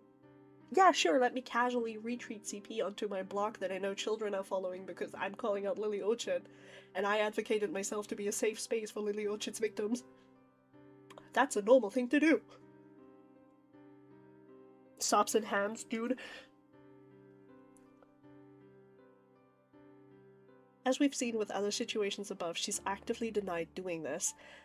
One of my ex-friends is Lily Stan, and says the reason you're not linking the Senkaku accounts is because there's actually nothing incriminating in here. It's just big booby anime woman, allegedly. I'm sure I need eye bleach after this, but can you please debunk this? Because one, both you and I are in the US, posting the link doesn't count as violating the law, and two, Lily Stans really need to understand just how bad it actually is. I can't link the drive because it would get me put on a list, and I refuse to subject anybody to the content in it, except for the time that you shared it, I guess. Those the archive links show some of the uncensored favorites and have pornets all over the place. The most I can do publicly is post the screenshots of the archive. Okay. If you or your friend want to DM me to see the archive links, assuming you're both adults, I'll show them. It's not something I'm willing to post publicly. I also refuse to link anyone to the Google Drive containing the uncensored content due to, like... What is this? What is this then? What is all this then? What is all this? What's this then? What is all this then? Girl. Me when I lie. Now that she mentions it, it should be noted that this content is in fact illegal in Brit states. Viewing the link, sharing the link, or zooming in on images, or having a Google Drive full of images is enough to face criminal charges. Fair enough. It's really, really important to note that it does not matter she signposted the content with a warning as to what it was, which is an actual argument I've heard people use to defend this. I need those people to take a second and realize what they look at. Sensible person, she shared a link to child pornography. Weirdos, yeah, but she labeled the link as child pornography first. Is this where we at? Like, as humans? Where we're like, as long as you put down what it is, it's fine. Is that where we at, like, in humanity? As, like, humans? Okay, sure. If you think that sharing CSEM on fucking Tumblr is okay if you just put trigger warning CP in the tags, the fuck is wrong with you? Think for 2 seconds what you'd think if somebody else did that. Maybe someone you don't like. Okay, just needed to get that out. Now you may be thinking that there's no proof she actually viewed the images themselves. This isn't the case because she admitted to it herself. Britt says, I'm waiting for the day her Tara Callie arrest story becomes a fulfilled prophecy. Deleted user says, I want to grab my 14-year-old self and ask him to direct some healthier ways to express sexuality besides scrolling the blog of a predator on a dirty ask night. Like, yeah, I know you're a budding hedonist and I know you're bored and horny, but there's better ways, shaking my small dumb shit self. Also leave cartoon discourse. Britt says, also God's above, I've seen the horrors she favorites on sketchy websites. She'd get an extra fucking arrested. We're talking prison and solitary confinement to keep from getting murdered. Deleted user says, yeah, because Canada CP laws don't cover drawn art too and don't have the same realism stipulation America law has. Cybermagus says, a lot of it was worse than drawn. So you're telling me it was real fucking shit? Holy shit, Britt. You're telling me it was actual people? If you're saying it was worse than drawn. I'm on the floor. I'm on the floor, people. Under the additional evidence tab in the sidebar, I've included screenshots of anonymous contribution to Britt's blog describing the contents of the folder, which is clear evidence that her sharing the information has led to others going through it. I felt like it was important to include it as proof, but it's also extremely upsetting to read, so I have opted it out. Yeah, okay. Oh, it was 3D modeled. Okay, I see. So it wasn't drawn, it was 3D modeled. It wasn't in real life CP. It was 3D modeled CP. I see. Okay. You can proceed without reading it, but if you feel brave strong enough, remember that Britt has repeatedly insisted that it's intentionally for her blog to be accessible to minors. The idea that she posted that with the direct intention of minors seeing it is something I don't have strong enough words for. Even worse, by her own admission, she's likely received these links to CSEM from a minor who apparently checks those sites to report images to the authorities. Dude. Wood chipper. 7 million years of wood chipper. You're not welcome in this household, Britt. You're not welcome on planet Earth. Wood chipper. Anonymous asked, most pedophiles were pedophiles victims at some point. I'm now 100% convinced the Anon who found Red probably made the Sankaku account as a pedo. They're on there because they get off to it and want to fuck kids. And then Britt replies, they've already addressed that concern. They were a multi-year victim of a groomer 3D lolly artist in their childhood and they're terribly afraid of images of themselves ending up on their website. They school tags to report images to the authorities, and I'm pretty sure they're a minor still. And you've not told them to not do that? You didn't think that would have been important? To not tell the child to not scroll child porn? Awesome, thank you, Britt. I hope I don't have to explain why this child should be getting help to resist these urges, but Britt still chose not to report it. Why? You might think that it was because the kid was already reporting it. If that's the explanation, the follow-up question should be, why didn't you also report it because you're an adult and can make sure it's done correctly? But it's not. Britt's explanation for not reporting these illegal images was that she wouldn't be able to prove it was Lily. Because that's the thing we're worried about, right? Not the child porn. We have to prove it's Lily's child porn. Rando Drago asked, okay, genuine question here, but have you or anyone else, since you discovered the Yabara Tara account, reported that to Kanaga's cybercrime tip line? I just want to know. Because all we have in the eyes of the law enforcement is a random username that isn't solidly linked to Lily. I could Peppy Silver connect all the dots to them until I'm blue in the face, but law enforcement will not care unless there's an easy link with her name explicitly attached. It's hard enough to get law enforcement to care when the perpetrator is outright publicly admits to what they're doing. Look at fucking hypnotist Sappho's history and tell me why she's still walking free. So, just to go into this briefly, because I worked with the Cybertip Canada website before, it's ridiculously easy to report things, and you're not required to tell the Cybertip hotline who you think this person is.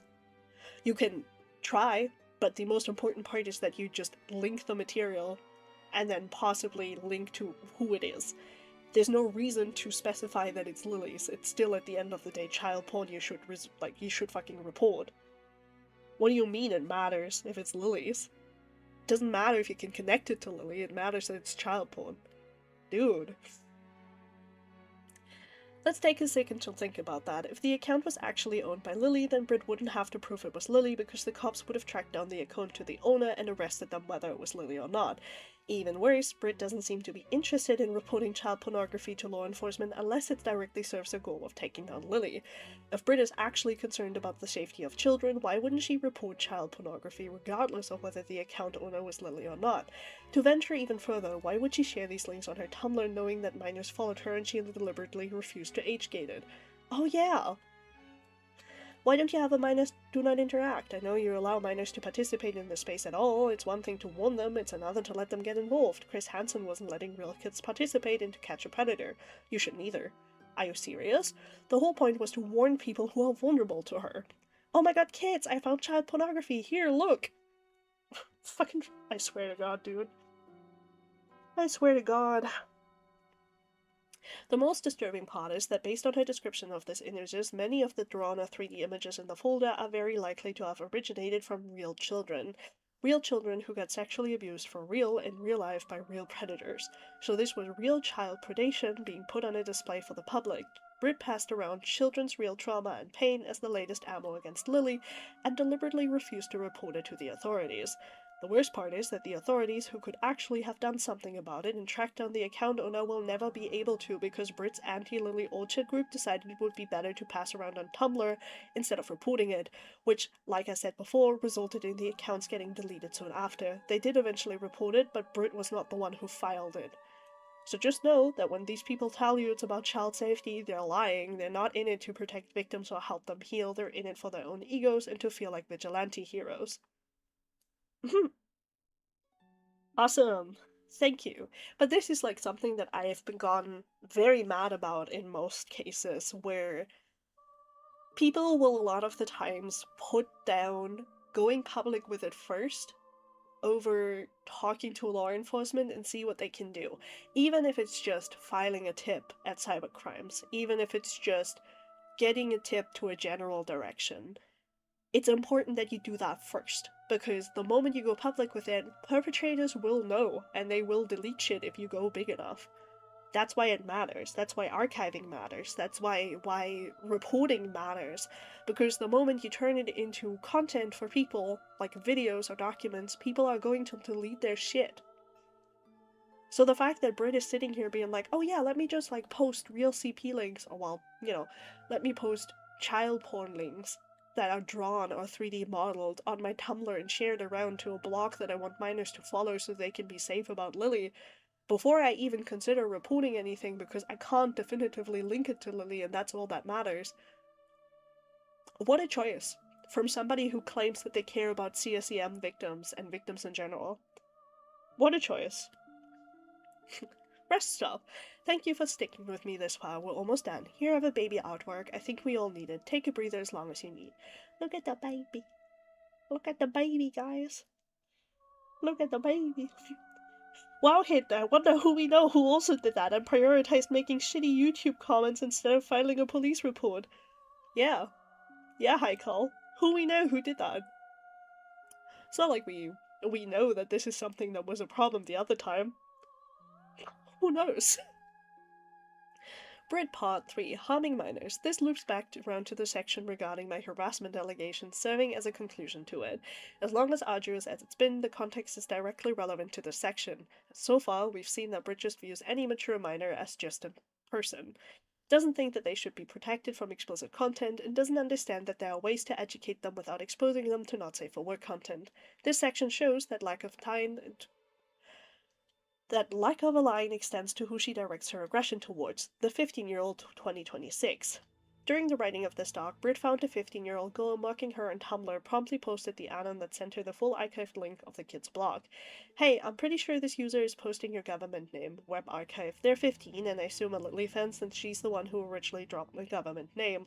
They can bitch and whine about me all they want, they'll grow out of it eventually. Oh, sorry, I had a hiccup again. While I don't think doxing is acceptable, Brit's full name has been publicly available since she published it in her Lily Logs in 2018. Brit calling attention to this is incredibly dangerous and could put the minor in question at serious risk of being targeted by her audience. Given her track record, I was appalled to see that it directly led to the kid being harassed. Anonymous, are you a troon? Oh my god. Why? Why? When her audience attacked, they immediately jumped to calling her slurs. Remember, this directly followed Brit attacking her publicly, so while this could be potentially argued as an assumption, the correlation is pretty blatant. Fortunately, the kid is hilarious and took it in stride. Anonymous, since Brit won't say it, I will. You're pathetic. A smegma-chewing pathetic little shit so focused on harassing a lesbian. Kill yourself. Clapping gif. This is the kind of audience Brit has cultivated. These people aren't afraid to sexually harass teenagers. Here's one crassly describing them masturbating. Holy crap, kid, you make yourself look like a real blank. Instead of finger jamming your prolapsic anus while harassing random women, you should find a nice sturdy rope. Here's another slur. You're really not understanding how to take people down, which is expected from someone who's as useful as shit-flavored lollipop, but still. My lord. I think maybe I like making hidden say slurs every time. Every time I just don't catch them because English is hard. And then I might mind fucking manners and boom, I accidentally read out a slur. I'm so sorry, people. I think I've proven my point. To her credit, Brit did reblock this post that mostly said the right things. Don't know why she couldn't have said something in her own word, but credit where credit is due. Brit's Galaxy Brain reposted. I don't really care what the 15-year-old is saying online, but if those rape threats and racial slurs aren't just them sending anon hate to themselves, I think the people who are doing it need to take a step back and actually take an objective look at what they're doing. That is a child, acting like a child online because they think it will be cool or whatever. The threats or slurs aren't going to do what you want outside of them chasing them directly towards the kind of people you want them to avoid. The problem is that she cultivated— oh, I just realized I'm late, lol. I'm in the sense of, like, I haven't followed my own fucking stream. I've been like a minute late. No wonder your comments didn't make sense, Chad. The problem is that she cultivated a following that thinks this kind of behavior is appropriate because of how she acts. The example that she sets for them is that when she deems somebody suitable as a target, so she should have learned a long time ago that when she publicly draws attention to them, she's directing that kind of behavior to them. Brit's Galaxy Brain. Anonymous asked, but okay. but you're not making trans women kill themselves, you're just bringing attention to the predators in the community. What they do after that is on them. Is it tragic if someone takes their life? Of course, but you are not responsible for their actions. These people know that. They just need outsiders looking in to believe that this is a bigotry issue so they can keep getting away with it. At this point, I genuinely wonder if some of them have managed to convince themselves that their only options are to normalize sexualizing kids so I can keep doing it or kill myself. They thought of a secret third option doesn't even enter the equation because that's not what they want. That is the reality of having influence and a platform. It's imperative that you handle this responsibility with care. This was a situation where Brit should have taken accountability for directing harassment, not waffle about how it's not being real anyway, and also definitely not her fault. If this has established anything, it's that Brit is a danger to children and should not be under any circumstances. Oh god, I just read this. I just read this. I'm not happy, Chad. Not happy, Chad. The 16-year-old reposting nudes. It's also important to note that this is not a defense of the subject of Brit's criticism here, it's about the fall-off effect of her actions. First, a reminder that Brit fully intends for her blog to have a child audience. Yeah, so we know this. This is significant because an inevitable consequence of her pushing minors to engage with her blog is that, at some point, a traumatized minor looking for catharsis will start to imitate Brit's behavior, which are clearly focused more on catharsis than actually effective actions and consequences. This is what happened when this particular minor tried to follow in Brit's footsteps, attacking somebody on Tumblr. While the target of this has somewhat decidedly questionable takes, the importance here is not whether or not they are innocent of criticism, it's that a child decided to model herself after Brit and get directly involved. The post below, by a 16-year-old, contains a photo of the nude ass of somebody that Brit had been publicly targeting for criticizing her. Pixelation censorship is mine. Size, self-harm art, and very carefully cropped and filtered, not safe for work under the cut. First of all, tag you them bad, and hey, maybe don't post art that causes people to self-harm, high maintenance with zero criticism. Hey, so in what universe is reposting my nudes okay? Carefully cropped, my entire ass crack is visible, please go report this weird asshole. Trigger warning, but? The minor went on to create a post apologizing for distributing the poorly cropped nude above. Society, chat. I will be completely honest and be the best me I can be. I started this blog because I was triggered into getting behind a movement that I thought I could be a part of, but inevitably wasn't. I was targeting a trans woman for no reason and wrongfully engaged in sexual harassment that was mistargeted and shouldn't even have been brought up or discussed in the first place because it is wrong to be anti-nude or nudity on Tumblr to begin with. Okay, so this is just the kid. The word triggered is noteworthy to me because of just how much Brit's posts hinge on sexual abuse and trauma. The young people who engage with her content become increasingly re-traumatized and radicalized through it, being exposed to discussions of kinks, incest, rape at an early age creates a damaging worldview, especially when they're as reactionary and rooted in trauma responses as Brit. Okay. I'm probably wrong about even supporting Brit in gang stalking, like, okay. And I should not publicly shame her even as a minor. Okay. Here the author confirms that they are underage and likely shouldn't have been looking at any of this content to begin with. Remember, Brit wants and encourages minors to look at her posts. The exposure of kink and sexual violence through Brit's blog directly led to this outcome. Here she acknowledges that the kid is a minor, but immediately pivots to how it's a point of guilt for her target, not how it's inappropriate for a child to be in these spaces or engaging with these subjects. Lord, I'm 1. Lord, I'm 2. Brit's Galaxy Brain. Blank is only 16? Jesus fuck. I'd also like to point out that this is the proof that Lily is knowingly reaching out to minors on the same blog that she regularly posts ass pics, kink posting, and pedophilia defense. No, Brit. You're the blog that reposts child porn while acknowledging kids are following you. Fucking weirdo. Brit has a kink safety tag on her Tumblr. I would let Tepis put a bridle on. Looney, where are you? This is a post for you. I would let Tepis put a bridle on me and latch me to her wheelchair. I would not fuck an actual horse, nor did I find the thought of fucking a horse appealing or okay. Kink safety.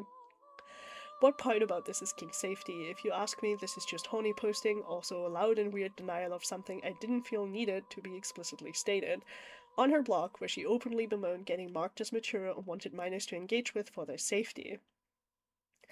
I don't have to explain any further why this is dangerous for a 16-year-old. The situations are exceedingly toxic and harmful towards people with mental health issues, especially if they're that young. Brit is actively encouraging this kind of harm under the guise of keeping them safe, but the idea that a child is looking at this kind of material every day makes them somehow safer is clearly grounded in justifying her own self-righteousness. Easy, 17. Remember this screenshot. We do remember. The non-Brit person in the screenshot is Easy, making it public. Brit and others were receiving negative anons related to racism that were clearly written by a young person, and Brit assumed it was Easy. Okay. I appreciate this. I need to clarify I'm in fact wise. I'll be addressing this shit later. The worst part is that the people accusing me aren't Lily fans in the slightest. They're now former friends who turned on me overnight. Most of them were calling her racist or otherwise just kind of rude. The source of the ask can be found here. Okay, so... Good lord. I decided to ask the kid Brit had accused of sending the anons myself to make sure it wasn't her. Okay, so we've also seen this before. I think, yeah. It turned out that the anons were an entirely different kid who had never been in my server but was friends with one of the members at the time. Brit, once again relying on her bad faith assumptions, made several public posts condemning the kid she believed to be guilty. In an attempt to de-escalate, I contacted Brit via Tumblr and informed her of the situation. Hey, just so you know, I never encouraged anyone to send you anons at all. Easy doesn't have a Tumblr. The person responsible was friends with a kid who isn't very active in my server and was cut off by said child for doing so. None of us want you harassed. This, of course, quickly went south because a kid from the server whose former friends sent the anon had angrily messaged Brit and it soured the interaction. I don't think they should have interacted with Brit at all, but I do not fault them for it. It was a messy situation and accept my role in it. Regardless, I still made a final attempt at de-escalating before Brit blocked me. The point is, Easy didn't send them, and she never wanted anything of this to happen. You roping Blank and Nicole into all that was even more fucked. Blank wasn't even involved in the conversation, and she was heartbroken and betrayed. I don't want to fight with you, though. You've decided I'm a stereotypical racist white Karen and had apparently been lying to my face for weeks about how you really felt about me, Nicole, and Blank.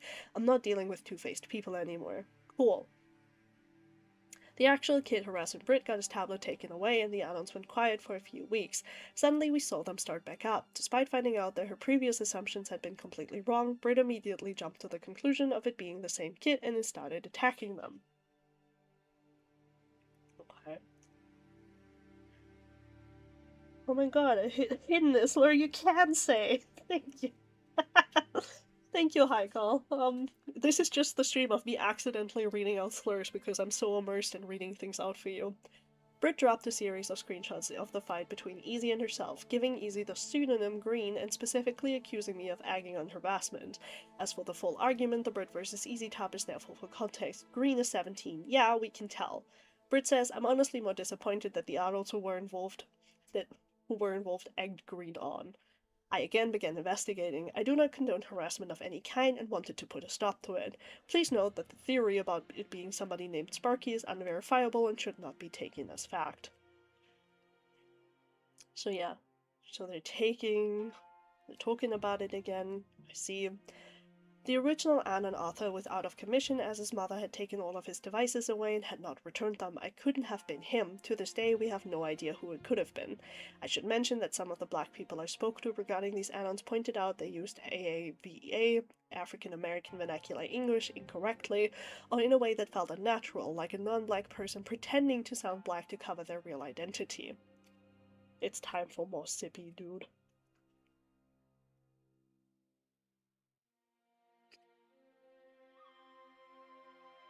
I can hop on for an ethical reading. Thank you, Heiko. Thank God I have you, Cal. Even after Brit was notified that she was accusing the wrong person of harassing her, she continued accusing them publicly. This person was a minor named Easy that was in my Discord server intended to replace Courtney's original support server for CSA victims. As a result of the actions of Brit that I detail in this section, the server has since been made 18+, and the youngest people in that server were moved to the teen server exclusively. Brit and Nicole refused Easy the decency of anonymity. They repeatedly insinuated she was an adult when she was 17-year-olds, and again innocent of the accusations they levied at her. Brit, also this kid was 17, likely 18 by now, old enough to know better. Blank, my personal favorite is stalking when these people are pulling your very public, very easy to find statements and actions that you yourself put out there. Brit says the best part is that nobody was pulling up her socials or her name because she allegedly doesn't have any. She was running around in people's add-ons spreading accusations about me, and I responded with the censored screenshots of the whole conversation. That's what she's claiming is me beating down on her. I guess she expected me to just not respond and let her run her mouth. Yeah, I can't say that I'm surprised Brit would split hair or someone being likely 18 already. Oh no, not the jailbait again. Not the jailbait again, dude. Ow. It's important to note that Easy exclusively uses she/her pronouns, and many of the screenshots regarding her are pre-transition. They have been edited solely to include her current pronouns with nothing else being altered. I doubted you were directly encouraging it, but the add-ons were extremely similar to how Easy had been talking, so she was the only one I could guess was sending them. I appreciate you letting me know. One of the other accusations thrown at her was that she sexually harassed Brit in a lesbophobic manner. Anonymous asked, Snow Bunny is a white woman who only goes for black men. In no world can it be interpreted in a non-sexual insult. I find it even more revolting that you are a lesbian, and I've never seen this word used for a white woman only attracted to black women. This is sexual harassment, and at the very least really fucking weird and creepy to say, especially to someone you know is a lesbian. Brit says, thank you. That's what I was under the impression of as well, hence why I felt like it squacked the hell out of me on multiple levels. But no, apparently me pointing out that it makes me even more racist and potentially weird toward a minor. The term Snow Bunny is in fact used by black lesbians within the community. It's also generally used by younger black people to call someone an annoying white woman derogatory. While not the traditional way the term is used, it does get used that way. She's also the only person who has ever called me a Snow Bunny, and it's incredibly fucking weird that you and Blank were okay with a minor throwing a sexual insult as a grown adult. It's not intrinsically sexual? Do you not know what that means? Black people use that term to refer to white women in other contexts as well. Bullshit, it's a white girl that gets both black guys for racist reasons. And yes, I've had a few black fools who saw these add-ons confirm that's what it means. I actually second-guessed myself at this point and asked a black person for input at the time to make sure my information is correct. Fennec, is the term Snow Bunny always sexual? No, you will not die on me, fucking monitor. Blank says, no, not always, it usually just means white girl. Fennec says, okay, cool, I thought so. Blank says, for further clarification, Snow Bunny is often used in the terms of dating, yes, but it isn't necessarily sexual, it's entirely contextual. In the same way, N-word is contextual. Fennec says, yes, I thought so. Brit are arguing with me about it. I informed the individual of the circumstances and they were shocked that Brit was making this argument at all. What? Fennec says, yup. Blank says she's literally white. Why is she trying to argue about it? Fennec says she wants to imply Easy was sexually harassing her in my DMs and is accusing me of encouraging her to do so. Blank says, what? Easy literally wouldn't do that. Fennec says, I know. The black person I spoke to regarding the situation was angered by Brit's action and lack of knowledge about black culture. Blank. Okay, as a black person, this is pissing me off. 1 second. Okay, so Snow Bunny being used sexual is literally outdated if that's only on Pornhub, and Easy did not send that. And it's racist to accuse a black kid who barely talks to you of sexually harassing you. She literally has evidence that it wasn't her. She deactivated her Tumblr account. I also tried getting statements from black lesbians on the matter, but they had very little to say because of ludicrous they found the situation. I don't want to be specific to the situation, just hypothetically, would the term Snow Bunny be sexual harassment and or lesbophobic? Blank says, no, honestly, you'd really have to grasp at straws for it to be. Brit actually had a black person reach out with the intent to educate her both about the situation at hand and the contextual nature of the term Snow Bunny. Oh, the person who called Brit who's lesbian a Snow Bunny? This person says, no, I don't use that word because I find it goofy. Interesting how you assume a black person arguing with Brit makes them the only one who said that though. This person says, if I assumed, I wouldn't have asked. You're acting a lot like them though. Brit says he isn't, but he sure as hell doesn't see anything wrong with a lesbian being called that by a 17-year-old old. She immediately tried to insinuate that they were lesbophobic. I'm going to go out on a limb here and say that Brit isn't exactly the person whose perspective on black culture should be given much authority. I asked an old roommate of mine about her hair once, and since I didn't have a black friends growing up, I'm genuinely curious about their hair is different than mine. Malika Studios, you mean why do black people have sheep's wool hair? Brittany says it just baffles me since people want to be understood, yet get angry when anyone asks them questions to try and understand, given the questions aren't actually offensive. No, I literally asked her how her hair was different. I know it's different, and that's about it, but I was curious what made it that way. Society... Britt has been open about her lack of experience surrounding black people and their culture in the past. It's safe to say that she wasn't aware of the connotations of the term that have shifted over time, despite it being repeatedly informed of exactly that. She even had linked posts in Sai's server to make the situation more visible. Britt says, Easy's back. Blank says, you mean the one of the bozos who made a shitty Steven Universe bit? Britt says that miner from Fennec's server that went around trying to convince people I'm racist. Then Britt made it even weirder by an absurd amount of posts about this. I'm not even going to include all of the full screenshots, just look at the preview images for the batch of 7. Remember, this is about a 17-year-old black trans girl calling her an annoying white woman. Minors can very much sexually harass older women, and someone who happens to be black calling a lesbian woman a snowbunny isn't just sexual harassment, but also feels kinda homophobic. Correct me if I'm wrong on that assumption. I had the same suspicion.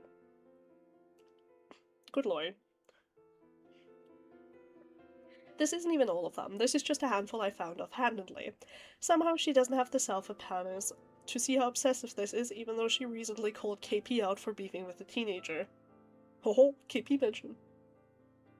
Britt says she seems the kind of person who expects everyone around her to deal with it, otherwise she breaks down and can't handle it. She has no coping skills of her own, and that's probably at least partially due to the fact that it would require unpacking uncomfortable truth about herself, like how holding a grudge against a teenager is weird.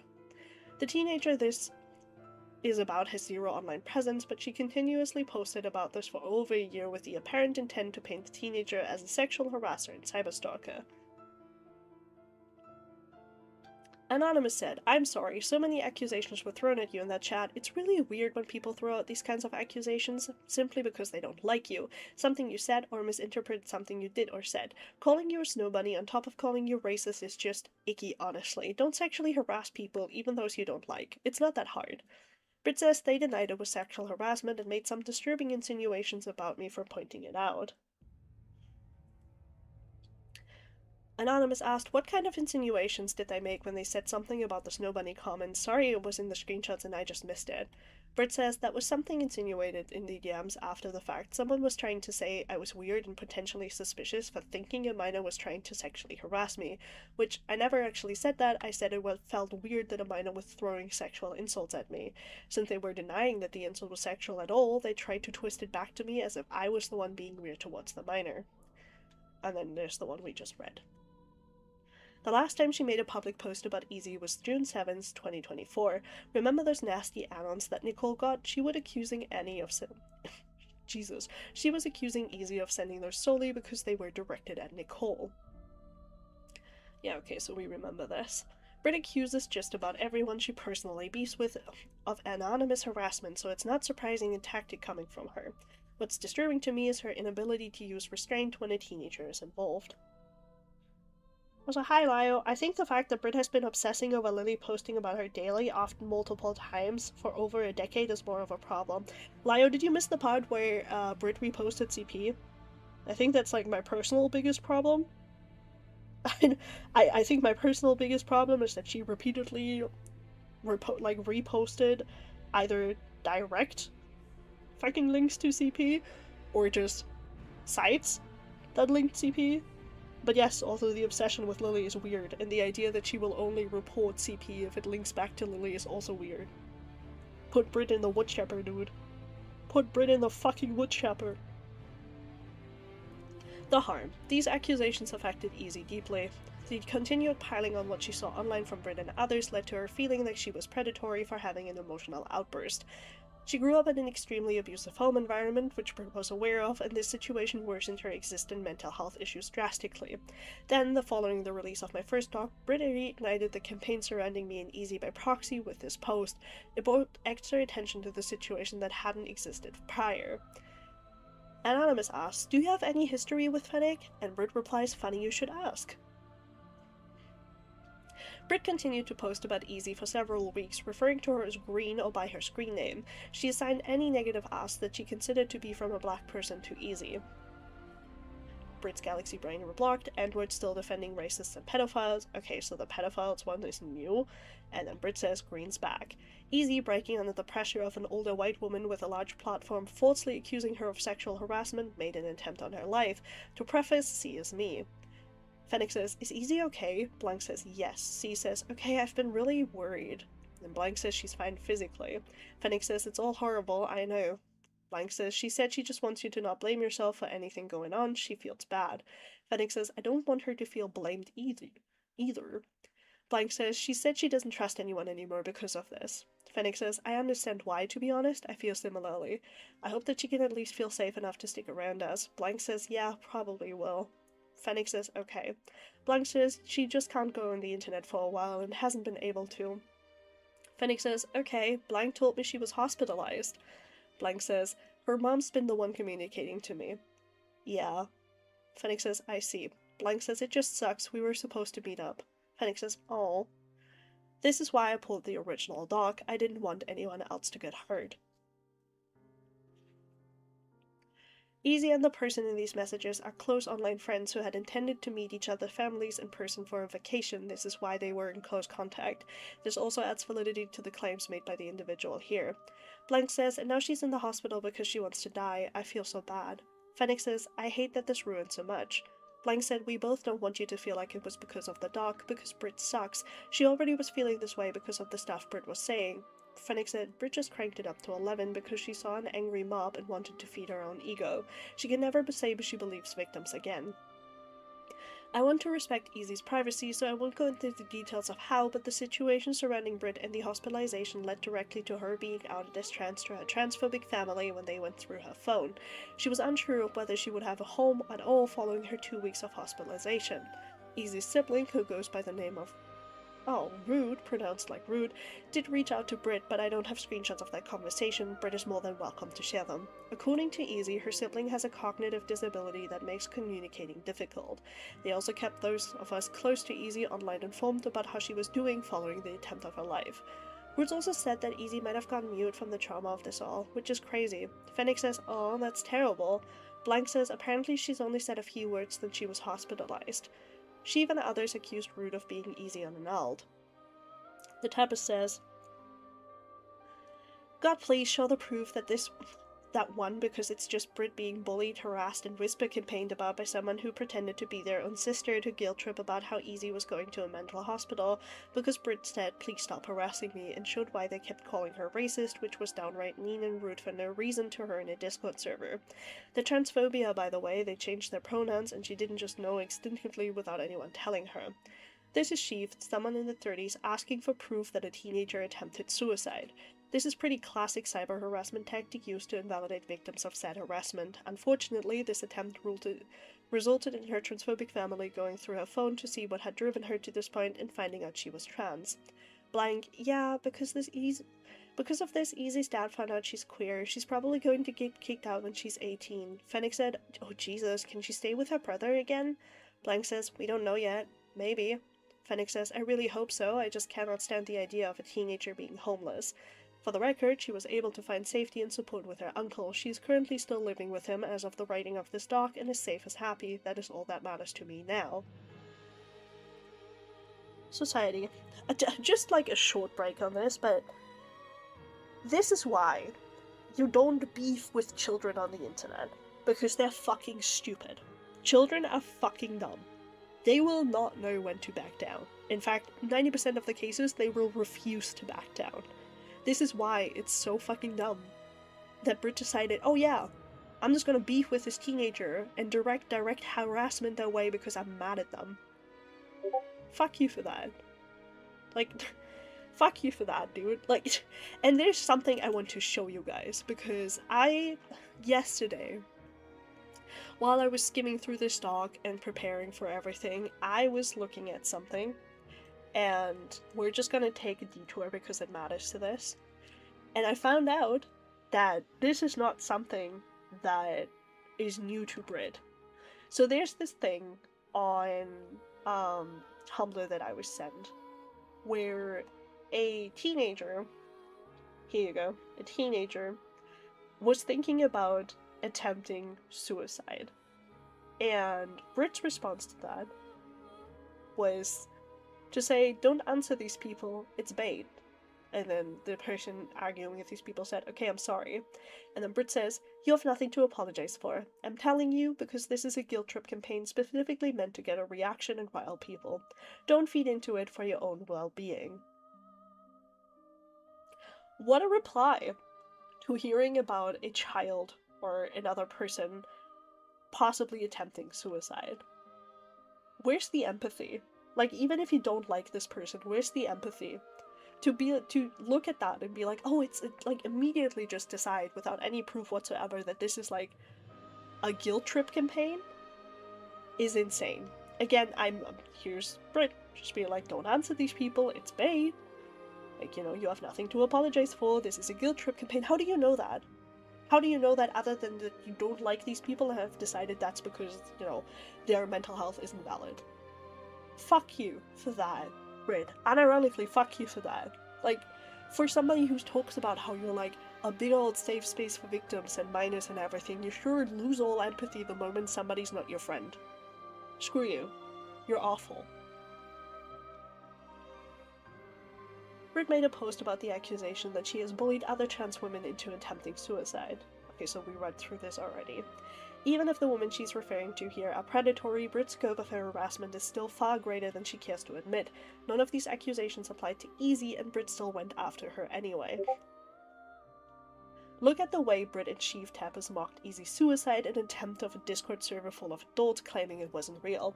Easy's sister put your dad on the phone, Lio voice. Oh, not a fucking Lio Conway moment here. Easy, you're 17, this is some 14-year-old shit, come on man. Brit also said, also, English is my first language, even though it's my sister's, and that's why I said our. Blank says my dad wants you to get me to kill myself. Sheev says, and the pulling of the peaches to change the gender to make you look bad? Lame. Sheev said, this is Isa's grandmama. My daughter has also killed herself because of you. Oh, you guys are so funny. You guys are so freaking funny. Haha, I'm laughing so hard right now. At, like, again, this is made without the proof that this person was faking it. You're just saying it because you don't like them. Listen, if Brit ever gets somebody to actually kill themselves, I hope that she gets fucking faced with the obituary so she can realize that this is something she actually has the capability to do. Like, how do you do that? I cannot imagine for the life of me doing that. Yes, there's a lot of people faking suicide and attempts and mental health issues on the internet. Yes. It's why it's important to actually talk to people and get evidence. But to just assume a minor attempted on their life when there's people who corroborate that story because you don't like them after you like targeted an entire harassment campaign at them is insane. Lyle, pretty sure she's still in Malcolm's server, by the way. I wouldn't be surprised. Stupid as it sounds, maybe this causes people to realize that Brit is a bad person. You know, apart from the sharing CP on Tumblr, and sharing it again, and driving a child to attempt on their life because we cannot be normal about children on the internet, and the comments about a 15-year-old's body after you found out that they were 15. Maybe, you know, enough reason to remove somebody from a Discord server, but that's, you know, it's up to you. It's up to you, Malcolm. Just hope you make better choices. There are more jokes about the situation from these people, but I'm going to spare you. The sheer glee coming from these messages about a teenager potentially making an attempt on their life speaks volumes. This is what people think is accountability. These are the people chest-beating about saving children, and we're supposed to believe them? Conclusion. The anti-Lily community has continuously shot itself in the foot and Lily's alleged victim by proxy because they've prioritizing farming the shock value of the allegations for attention over getting any victim's actual justice. One of the biggest concerns throughout this has been not media takes or petty grievances, but Lily's documented, repeatedly inappropriate interactions with young fans. These people do not care about the safety of children. This is about satisfying bloodlust and pointing fingers at often vulnerable people without real evidence when they do not have when they do have evidence, they mishandle it and obstruct justice. They are a danger to any victims they come into contact with because they either tokenize their abuse or weaponize their traumas against them out of pure spite. May the bridges they've burned set them on fire. For anyone sitting on the fence about any of this within that community, ask yourself, does this undo what happened to you in the past? Does it soothe the pain and help you heal and move on? Or are you continuously ripping open old wounds as catharsis or to save other people? Do you think people pushing you to do this have good intentions and your well-being in mind? Thank you for reading this document, and thank you again for everyone who helped make it possible. Fucking Lyle Conway, they're currently defending a zoo file, so no. Props and hands, why can't we be normal? Okay, so let's just look into the other side tabs I have here, because I'm curious about them. Presented without any further commentary. Okay, so these are more conversations with Lily. Let's see. I'm just gonna skim through them to see if there's anything important in here. Ooh! What? What is it you want? You were supposed... Hello? Knock knock? Well, now I'm not going to say it because now you're being mean about it. What do you want? Why do you distract me? Huh? Weren't you supposed to go? Wow. Okay, fantastic. Let's see. Is there anything else in here that matters? Christ wept today. Yeah, kinda. Let's see. That is weird. It was freaky. You're gonna be alright. So these are just more like logs between Lily and Britt. I see. Okay, so this is Lily linking a not safe for work Tumblr. It's a place for not safe for work questions about the Stockholm series, and not safe for work found out if oh. Oh, Britt, you knew about Stockholm, huh? Interesting. Interesting.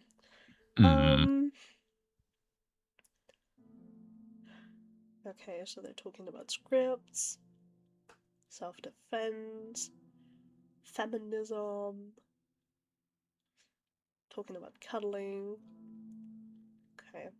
Again, I'm just scrolling through this to see if there's... Okay, so this is the conversation about the jailbait. Okay. Found it here. That's the jailbait conversation. Let's see what else is there. More jailbait. Once I get my new compy, I'm back into Second Life. I've had ideas kicking around my head. There's a lot of honey furs on Second Life. That would pay for a good time.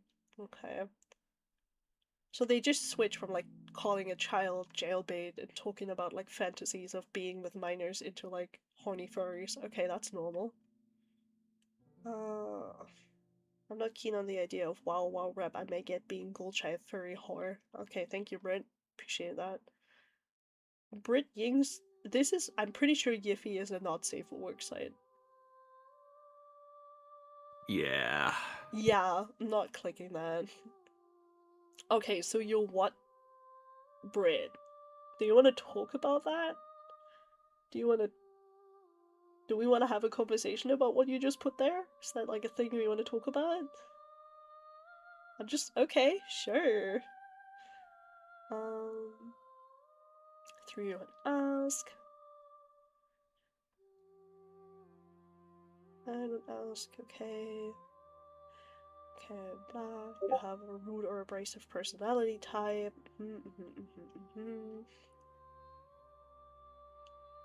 Okay, how you doing? You want to talk about it? You fucking serious? You're gonna pull this contrary bullshit now? You came to talk to me, now you won't fucking do it? Okay. I've been spending quite a bit of time... Okay, so this is just... If you want to continue having to have me in your life, you can come fucking talk to me. Good luck with your girl and your channel. Messaging you to let you know that Haley Gorenik doesn't extend, Jesse Ensley. Okay, Okay, remember Britt has insisted that minors should have access to her blocks. Okay, awesome. So are we good now? Oh, she's describing it here. Okay, let's see. I went back and looked at the screenshots of the Google Drives for the accounts. This is a Google Drive that Britt linked, by the way, just to 3D pics and videos from Drax, who also goes by Lasto, who's a photorealistic artist specializing in Loda and Chile under the age of 10, as well as Show lollipop. Okay. Children perform. She's a video. No. No, we're not reading through that chat. We're not reading through that chat. No. No. No. No. No. No. No. None of that. Great. None of that. None of that. We're not. Nope. So much nope. Let's just let's just talk about how this. Nope. Britt versus Easy. This is a continuation of the section regarding Britt being kicked from a server. There's a screenshot from the final argument. Some of you may disagree with the criticisms that Britt gets here. Okay. So this is just more conversations about the Easy thing. Okay. Just gonna scroll through this. I see. Oh, okay. This is more of the racism conversation, I think.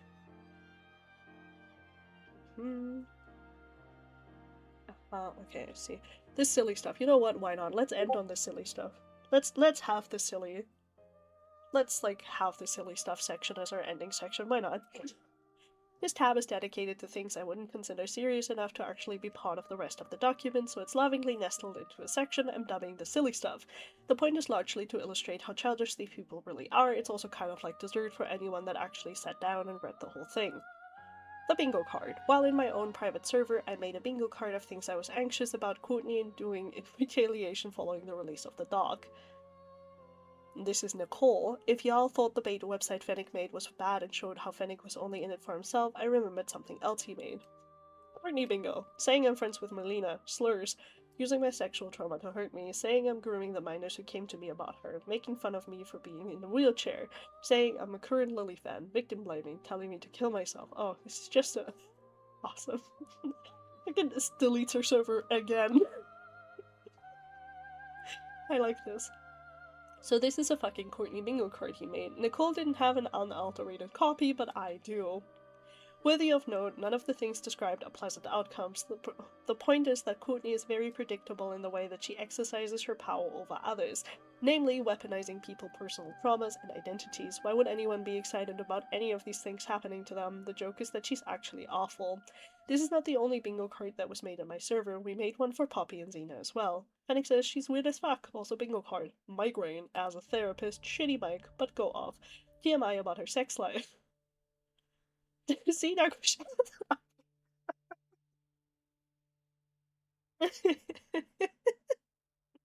Okay, these are actually kind of banger. I'm gonna be honest, I think this is one of the worse than Courtney ones because the thoroughly bitch-eating crackers level of petty. Of course, Nicole can't really say much about bitch-eating crackers. She did, after all, AI generate several images of Courtney in prison. For those who are not aware, Felina is Nicole's pet rodent. Nicole. Guys, here's my fanfiction about Courtney and AI Felina working together. Fuck my life, dude.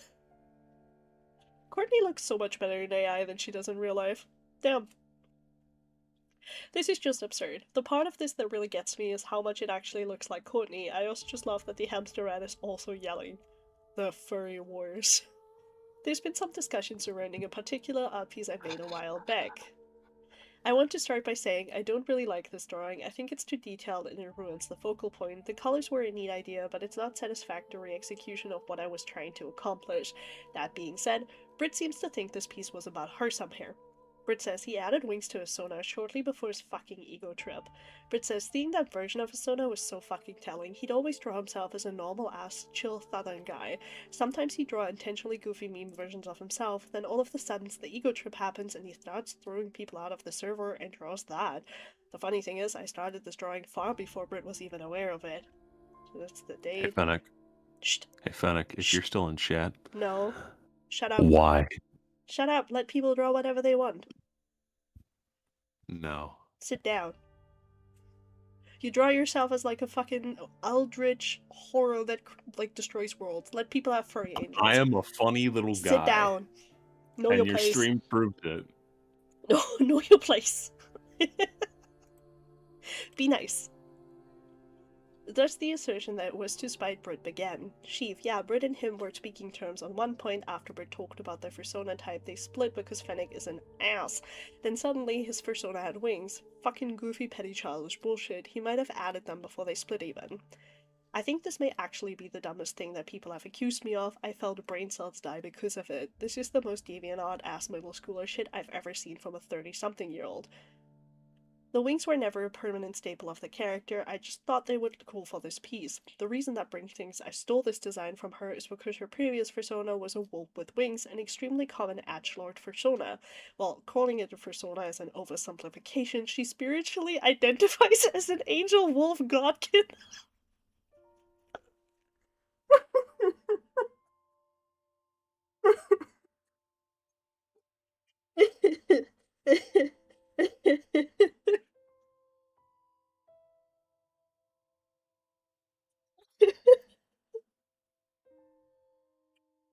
Nayakome says, anyone have a real-life pic of Brit? I have an extremely pixelated version of this document because she used it as a profile picture for her not safe for work account. I don't think I've... Sorry. I'm still not over that. I'm actually Anakin too. I'm also an angel, winged messenger, general thing of that nature. While I don't want to mock anyone's beliefs, I do find it interesting that she would say someone depicting themselves similarly is ego-tripping. The idea that she kins herself as a divine entity that's specifically a messenger is very telling about how she sees herself in all of this. Also, now the wolf angel godkin is going to preach to us.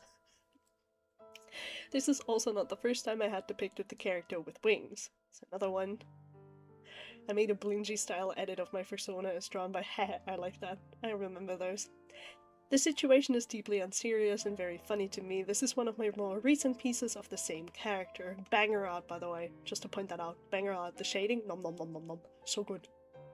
Look ma, no wings, he is once again just some guy, which is accurate to how I see myself. While I hope you enjoyed this section, it's a lot more chill than the rest of the doc and you all deserved some lighter material to take the edge of. Thank. Also Teenage Mutant Ninja Turtles for fucking Lio. Thank. Yeah, Chad. I'm pretty sure that's it. Pretty sure we're through. I want to kill myself. Good lord. So, let's just summarize for the people who are only going to skip to the end of the stream, right? First of all, Brit shared links to CP with a trigger warning of CP, and then shared more of that to a blog that she wants specifically children to look at. Second of all, Brit talked about a 15-year-old in a sexual manner after finding out that they were 15, and talked about how the mature minors are just people. Apparently also shared a Jiffy website to people, who Lily specifically. Normalize hitting Brit with your car? I think that's all I really have to say. I don't listen, again, I'm gonna make this clear for all the haters that are going to watch this and freak out in many servers that don't like me being all like, oh, Hayden's so mean. I don't care if you don't like Fennec. I care about the screenshots in this and the messages in this. And if I see lots and lots and lots of evidence in this, yeah, I'm gonna not side with you, Brit. You were a fucking asshole to Easy making fun of a child making an attempt. You actively put the children following your blog in fucking danger because you shared CP websites. You fucking speak sexually and adultify minors because I guess that's just something you want to do. Screw you. Screw your entire internet presence. If you want to protect minors, delete your fucking blog because you're the biggest fucking danger to them all. You're not spearheading anything against Lily, you're not saving Lily at all, you're not doing any good. Perish. That's all I have to say to you. Anywho, that's it. That's it. I have nothing else for you. Thank you all for being here. All 40 between 60 of you. What? Did you mute me? No, what do you want? Oh, I was wondering why I wasn't heard. I was about to say, I've got something to say, and it's related to what Smout said, so if you could read that first in chat. What did Smout just say? You would know about hitting things with your car, wouldn't you? Yes, actually, and I'll do it again. And to that, we all must say when we see a Brit on the road, driving in my car right after a No, beer. no, Hey, that no. bump is shaped like a Shit, I'm gonna mute deer. him. I'm gonna mute him. He's gonna get me copyright struck. Um, but yeah, that's it. I'm gonna make this clear now. I have a video project in the works that I want to finish first, right? But I am thinking about making a video on Brit because I've noticed a lot of people have no fucking clue who this person is. So, also I like how half of you show up right as I'm finished with the doc and we went over the worst fucking sections.